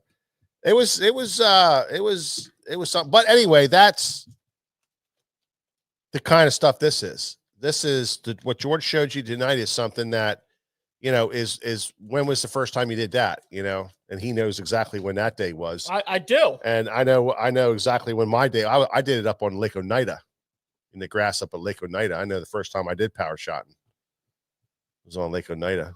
I just don't feel like an obvious technique like this. I mean, there's a lot of people watching right now. If they were honest and we did a poll, the percentage would be under 5. I'm just telling you that. This takes flipping and adds a new dimension to it for you. Like, and so here's a great question, and I'll ask it to myself. When would you go from a standard Texas rig flipping presentation to a power shot flipping presentation? That's a great question, George. Thanks for bringing that up. Well, I'm going to tell you, like, I'm always looking for a clue of when to make an adjustment. Like, I've said this on this show, guys, and you guys have fished with me. And like, if you sit down in my boat and you open up a hatch and you start picking through the tackle like you're in the stacks at the library looking for a book to read, I already know that you're like, you might as well just put some freaking shows on your phone and watch them, because your head's not in the game. When you open that hatch up, you're getting out what you know you want, because you're thinking, you're popping, you're clicking, shit's firing. So, you know, when you're flipping grass clumps in a spawn situation where you might have all 3 phases, pre, spawn, and post, all just mingling around, coming, going, loitering, and you're trying to figure it out, right? And you're in prime time, everything lines up, everything makes sense in your head, and you're dialed in and you can't get bit, you need to go back through that same exact stretch of water with a power shot. And it will not take long. And if you get bit, that tournament that I referenced when I learned this, out of the fire of the day of the tournament, I got bit instantly. I was like, oh, snap. And I laid into that big fish, but my regular EWG hook flexed out and I lost him. And I was like, damn, what are you using that freaking hook for? You know, so now I learned something else. Don't use that hook. Why are you wacky rigging with a 3.0 EWG? Well, it was laying on the floor of the boat next to the Toro That was after that I the used. now let me clarify something. That was after the second fish flexed off. Nope, the second fish. So why didn't you change your hook? I did. You changed it? Yep, and I put the wrong hook on again. Yeah. And I hooked the second fish, and that hook wasn't enough. Mm. So, you know, that's why when we're all in Nico rigging and, you know, wacky rigging and, you know, our hooks Free choices. rigging and our hook choices chicken have rigging. And I mean, we got hooks. They're freaking boxes of hooks. I'm making a mic rig next You week. know? We're gonna do So the now mic we rig. have the hook, right? Yeah. We got the hook. I'm not putting the wrong hook on. You know, if I had to do that all over again in that situation right there, and I wanted the wacky rig, power shot, 5-inch or 6-inch Senko, might have been a 6-inch Senko. The hook I'm putting on there was some gnarly stuff there. I'm putting a 4-aught or a 3-aught Hayabusa FPP flipping hook, which is what I would call a mid-wire flipping hook. And I promise you, you don't want to eat that because you're going to see what color the sky is. Yeah. Yep. But you learn from failure. So, well, you learn a lot of things over the years, and the next thing you want to talk about, George, is something where I learned a pretty cool little. Well, we talked about this before we did the show tonight. About some of the stuff we wanted to cover. What we do, guys, is we put together a loose outline, unless we have a guest or something. Which, by the way, we're coming up on a guest. Announce that soon. But unless we have a guest or something, we put together a loose outline, and we try to stick around 2 hours, and we just roll with it. It's got to be kind of organic, or else it's not real. And one of the things we said we would like to talk about, because it's the season, it's time to swim jig. You remember the first time you went swim jigging? Yeah. I do too. Exactly the moment. The day, the hour, the minute. I don't know if I have that recall. I do. But I can tell you the early days of swim jigging for me involved a 21-pound bag. Yeah. Well, I didn't catch a 21-pound bag, but kind of sold me on it. I never even heard of a swim jig before. You know what? That's not happening. This conversation is not happening. You're not going to screw up this segment with that story again. I'm just saying, don't. You learned something important in a tournament. I know, and I learned something important in a tournament. It just so happens that I heard it from my buddy KVD when he mentioned it 3 times, and the third time I said, "What in the hell is a swim jig?" This is so bad. I'm telling you, it's so bad. What in the hell is a swim jig? And I had a jig sitting there that had a pointy nose on it. He said that jig will work fine, and I said, "Well, what do you do?" Because I don't know. I said, "Do you just throw it out and yo-yo it through the?" I just figured you just yo-yoed it through the grass. He said, "You throw it out there, you reel right across the top of that grass. You got to reel pretty quick." I never heard of such a thing. That's at KVD. What are you going to do? Well, there's a lot of truth to that, and the swim jig is a lot like the chatterbait. It is. And the secrets of the swim jig and the secrets of the chatterbait lie very heavily in the trailer. You can be fishing the right color swim jig, the right color chatterbait, missing fish, feeling bites that you're not being able to hook up with, changing colors, changing this, changing that, when really it's the trailer. And there's no playbook for it. Now, you're going to remember that when you're fishing a boot foot swim bait style trailer, which is one of my go-tos. This is one of my all-time go-to swim jig trailers. A Little Dipper. Okay. You're missing fish. You're getting your tail ripped off. You're changing colors. You're still not, you got the wrong trailer on. We talk always about what's the clue that tells you to make that change. Well, there's a pretty good clue. I got 4 trailers laying on the floor of the boat with the tails gone. I can't hook them. I'm getting one every once in a while just to keep me sucked in. Well, what you need to do in that situation is you need to go to a cross style trailer. This is your first move. Okay? And you'll know real quick if those misses turn into hooked fish that you went in the right direction. And I don't complicate. I don't know about you guys, but I don't complicate the swim jig trailer quite as much as I complicate the chatterbait trailer. My chatterbait trailers are 4 different trailers. Okay. I've got my life is in turmoil over chatterbait trailers. My swim jig trailer isn't complicated at all.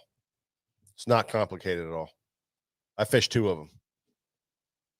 I fish almost the same exact thing as he has there, which is a crawfish legged style, the Strike King chunk on the back, and the other one I fish is a paddle tail.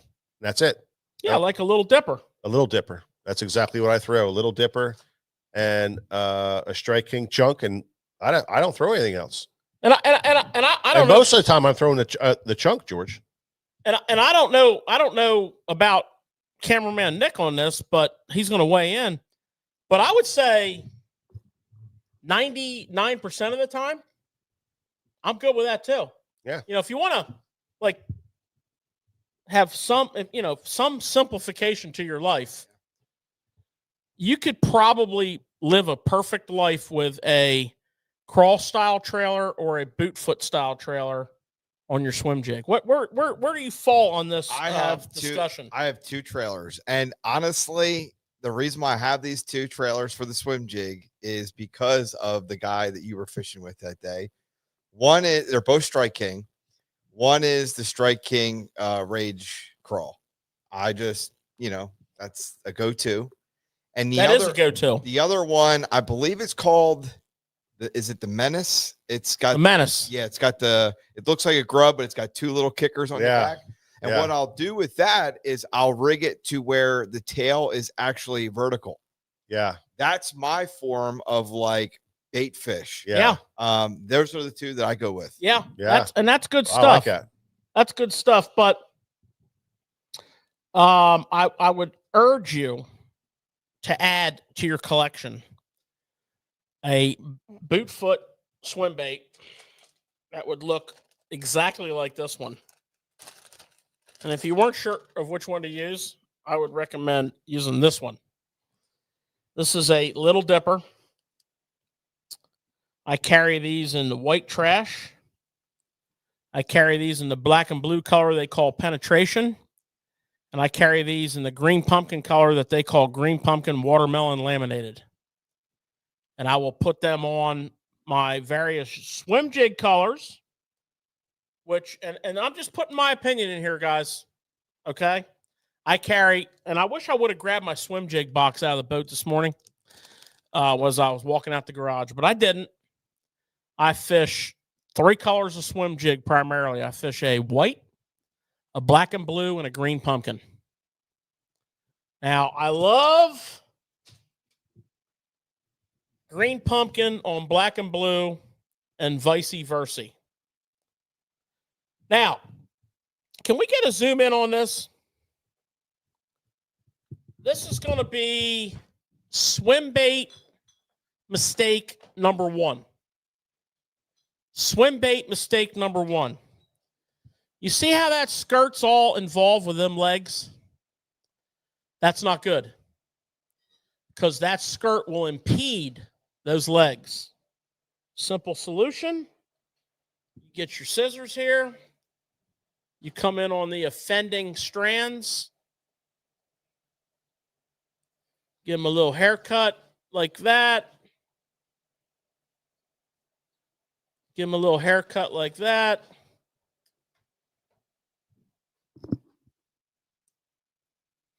Now that tail is going to be unimpeded. Believe it or not, 5 or 6 strands of a skirt can mess up your swim. Okay, and I love contrasting green pumpkin with black and blue and black and blue with green pumpkin. I also like to match them up. So if you think about it, 3 colors of swim jig, 3 colors of trailer, I've got quite the selection at my beck and call. Great question would be, well, what kind of swim jig? And there is also, guys, I don't know how you feel about this, but I feel like you need multiple sizes of swim jig. So this is the Nomad Design machete, which you know how we feel about the Love him. The wee bit. Love it. This is a badass swim jig, and I would call this a compact finesse swim jig. And there's two things that I need for you guys to consider on this I put a lot of thought into this over the years. One is the hook size. So this is what I call a medium, or lighter wire hook. That's important. That hook is important. And I like it, because I fish a lot of smallmouth with a swim jig. It's overlooked killer technique, but I don't want a big gaff hook. I miss too many fish. And this is a BKK hook. It has moderate flex. It has a light weed guard. This is I'm going to have in my box, I'm going to have the Finesse Compact. Yeah, and I don't like to fish that on anything heavier than 15. True. When you start getting into and consider the source, okay? Yeah. Let's just talk about like big largemouth on big line and grass. Grass. Okay. Cover, heavy cover. If you're going to change, and notice I said big line. If you're going to change the line and or rod to a heavy with braid or a medium heavy with braid, you're going to need a little more hook on big fish. And what I do there is I look at the hook, right? So I'm going to go to, like, for example, if you look at this greenfish tackle swim jig, it's got a traditional sized frame. It's got a traditional sized hook. It's got a traditional diameter of wire. So you need to look at the diameter of the wire of the hook, the size of the hook. You want to get like a 4.0 hook or even a 5.0 hook. So now we have 4.0 hook. See the big difference in that, Nick.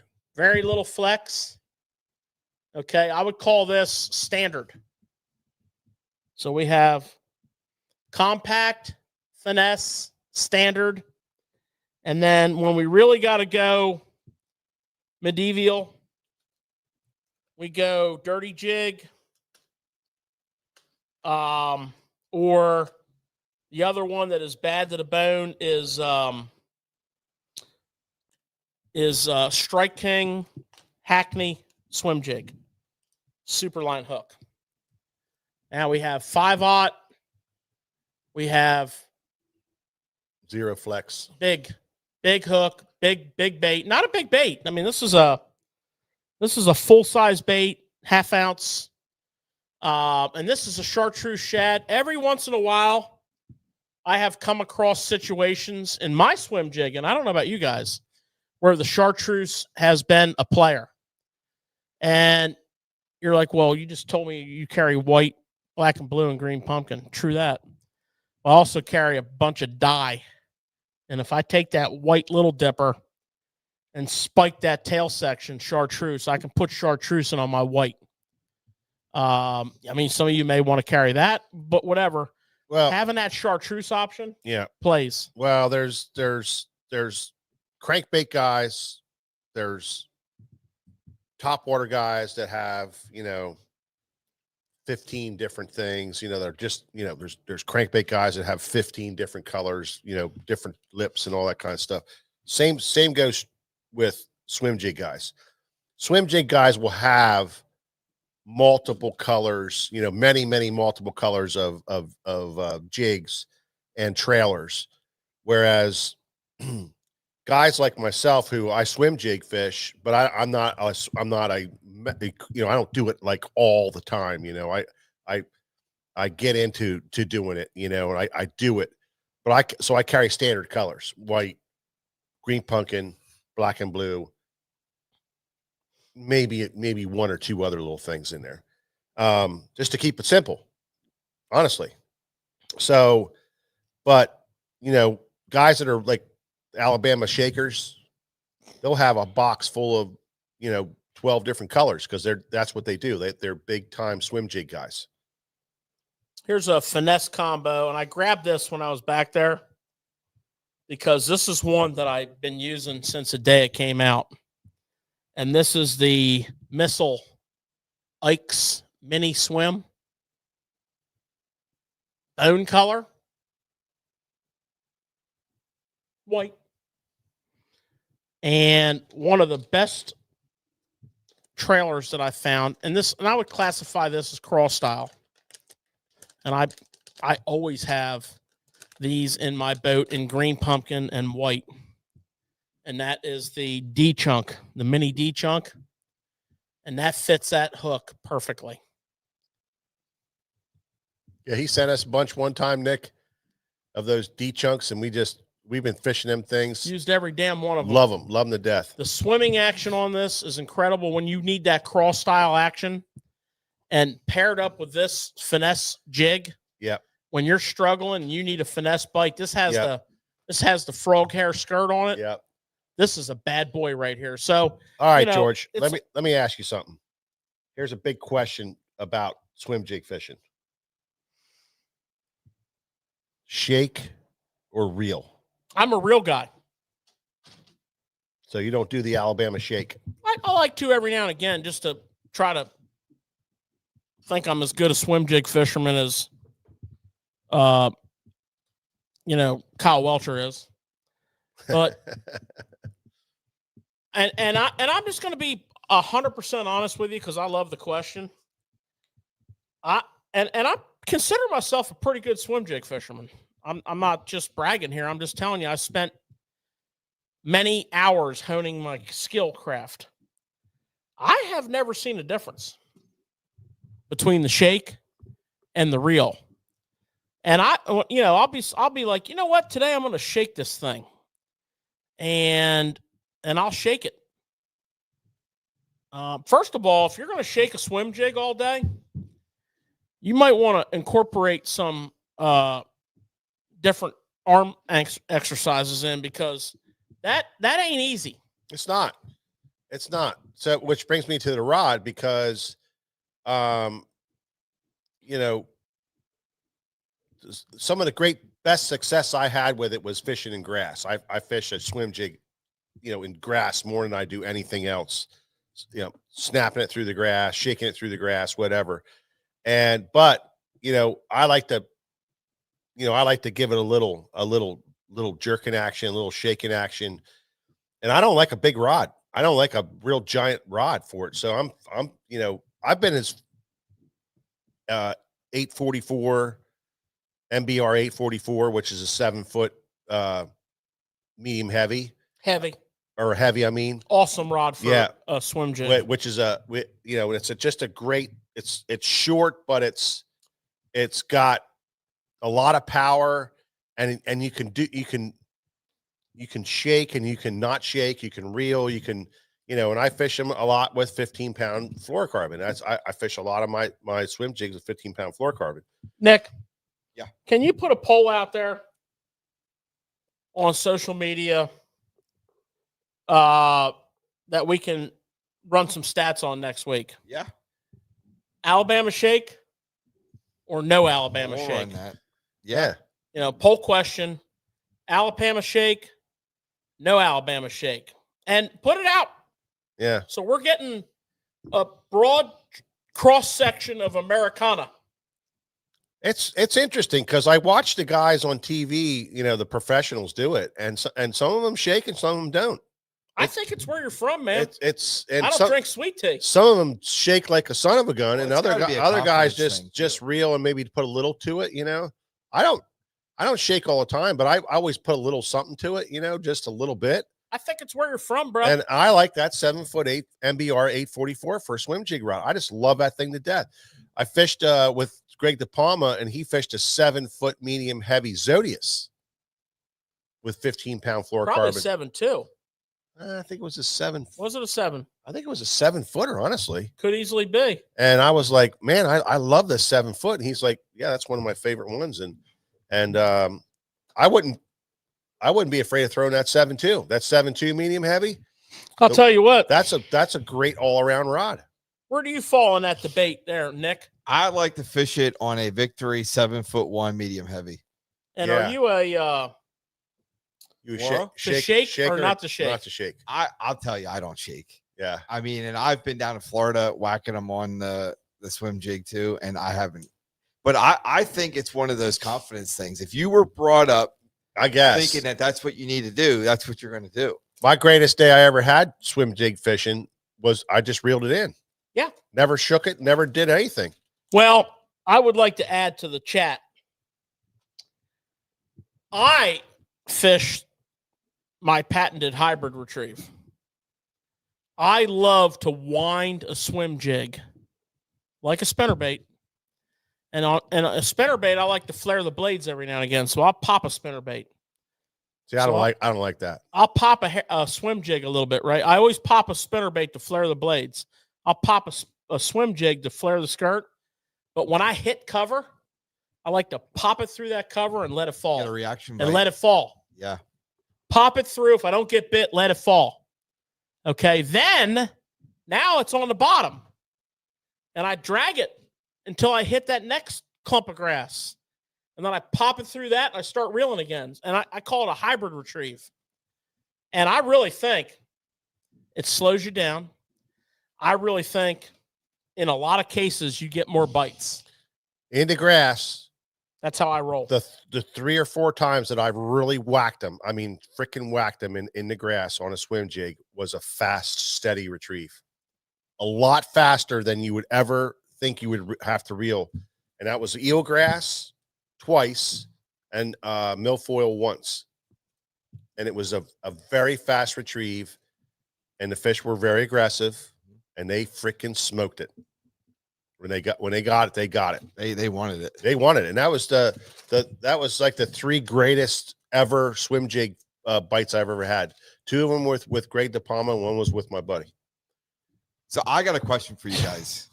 So and we got a lot of listeners here, viewers, and they're maybe a little confused here. So you got a swim jig, you got a chatterbait, and you got a spinnerbait.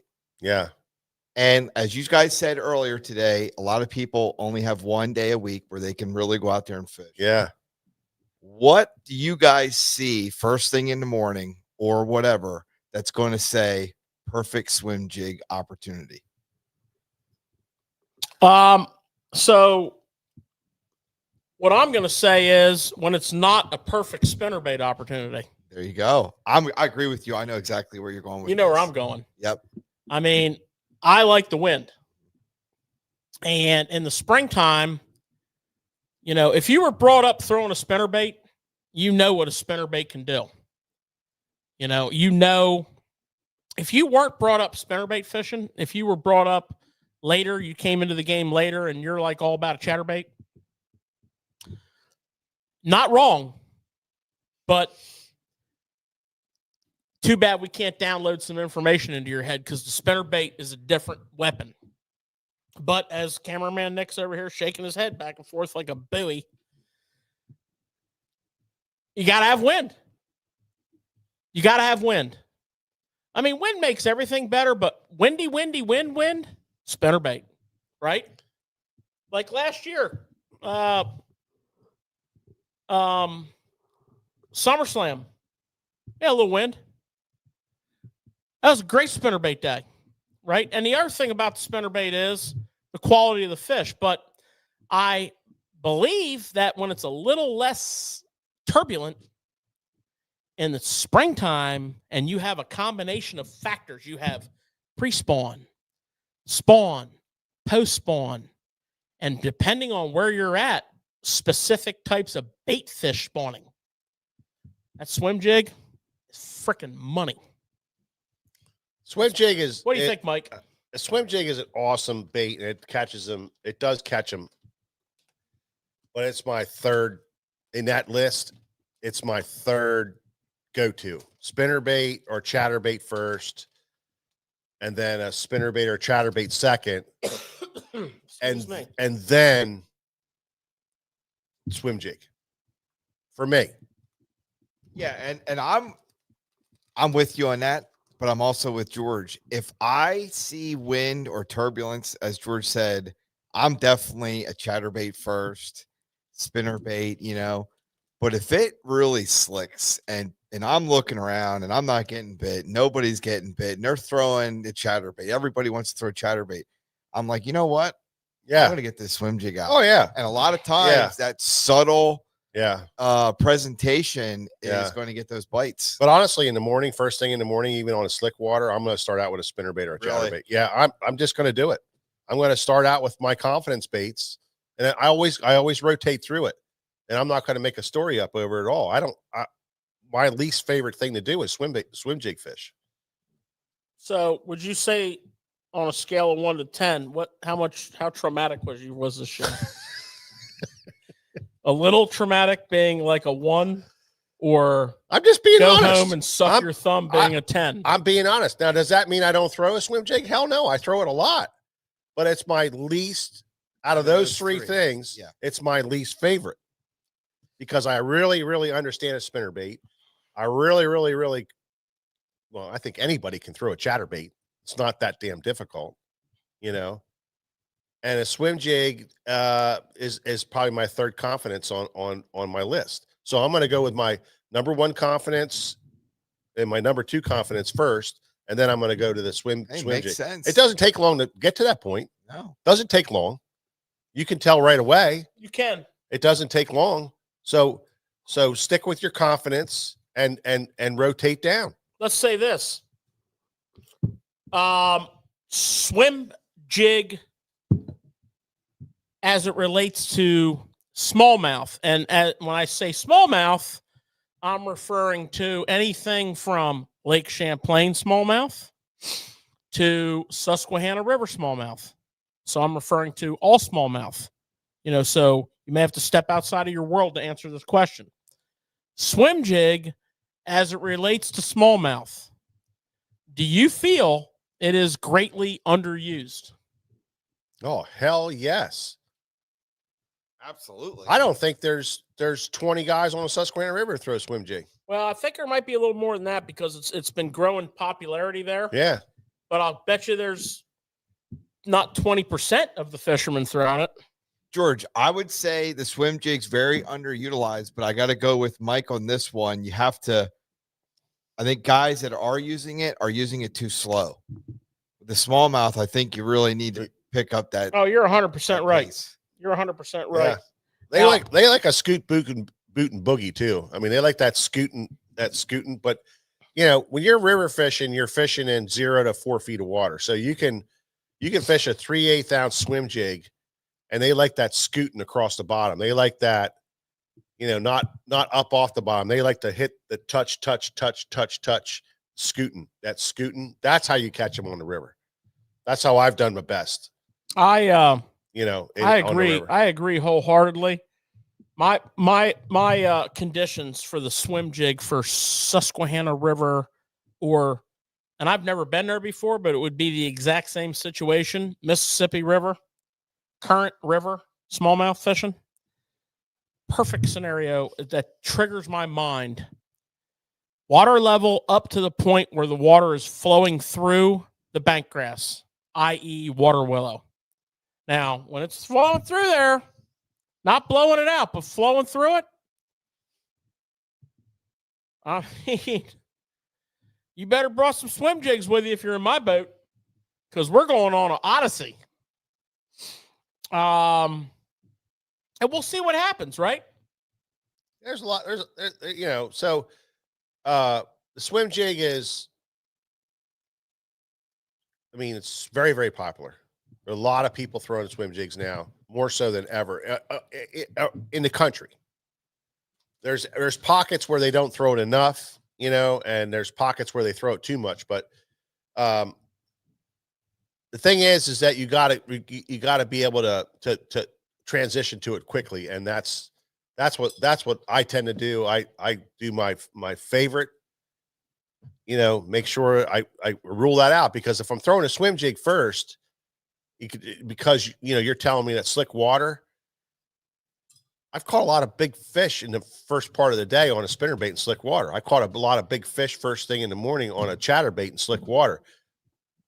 So I have to do that. Otherwise, I'm thinking about that while I'm throwing a swim jig, right? So you have to keep your mental aspect right. So rotate quick, but you got to be able to rotate quickly. You got to be able to say within a short period of time whether or not I hit my spinnerbait. I either have to change my blade, change my color, or do something different. I'm gonna throw my chatterbait. They're hitting the chatterbait. I gotta change my size, my color, or not, or just not do it, and then rotate right into the spinnerbait or into the swim jig. So, Man, I love me a good swim jig bite. yeah, Guys, it's you know, fun. we had a great pre-meeting tonight. The show flowed organically. Love it. I would like to tease next week's show. Love to tease the shows. Next week we have the Arkansas River Elite. Okay. Yeah, Which nice. our favorite angler will be fishing in. We have the I believe we have a Red Crest, is which I believe is next week also. And next week's rig of the week.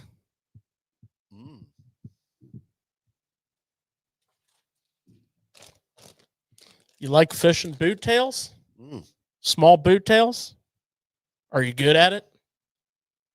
Great, because I'm going to show you another avenue that's going to make you better at it. Love it.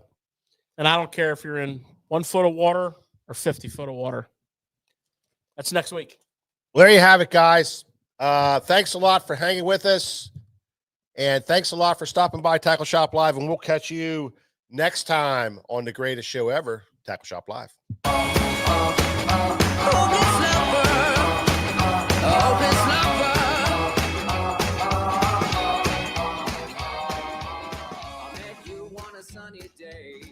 Right there, you took my breath away. A young and pretty, was it just a dream? The next day, you called me up. You told me I'm your little buttercup. You came over and you fell into my arms. Well, I know what I feel. Please tell me your love is real. You make me smile when I think of you. If I am down, knowing I am blue, I can't get enough. You make me happy, I feel so fine. Oh, how I wish that you were mine.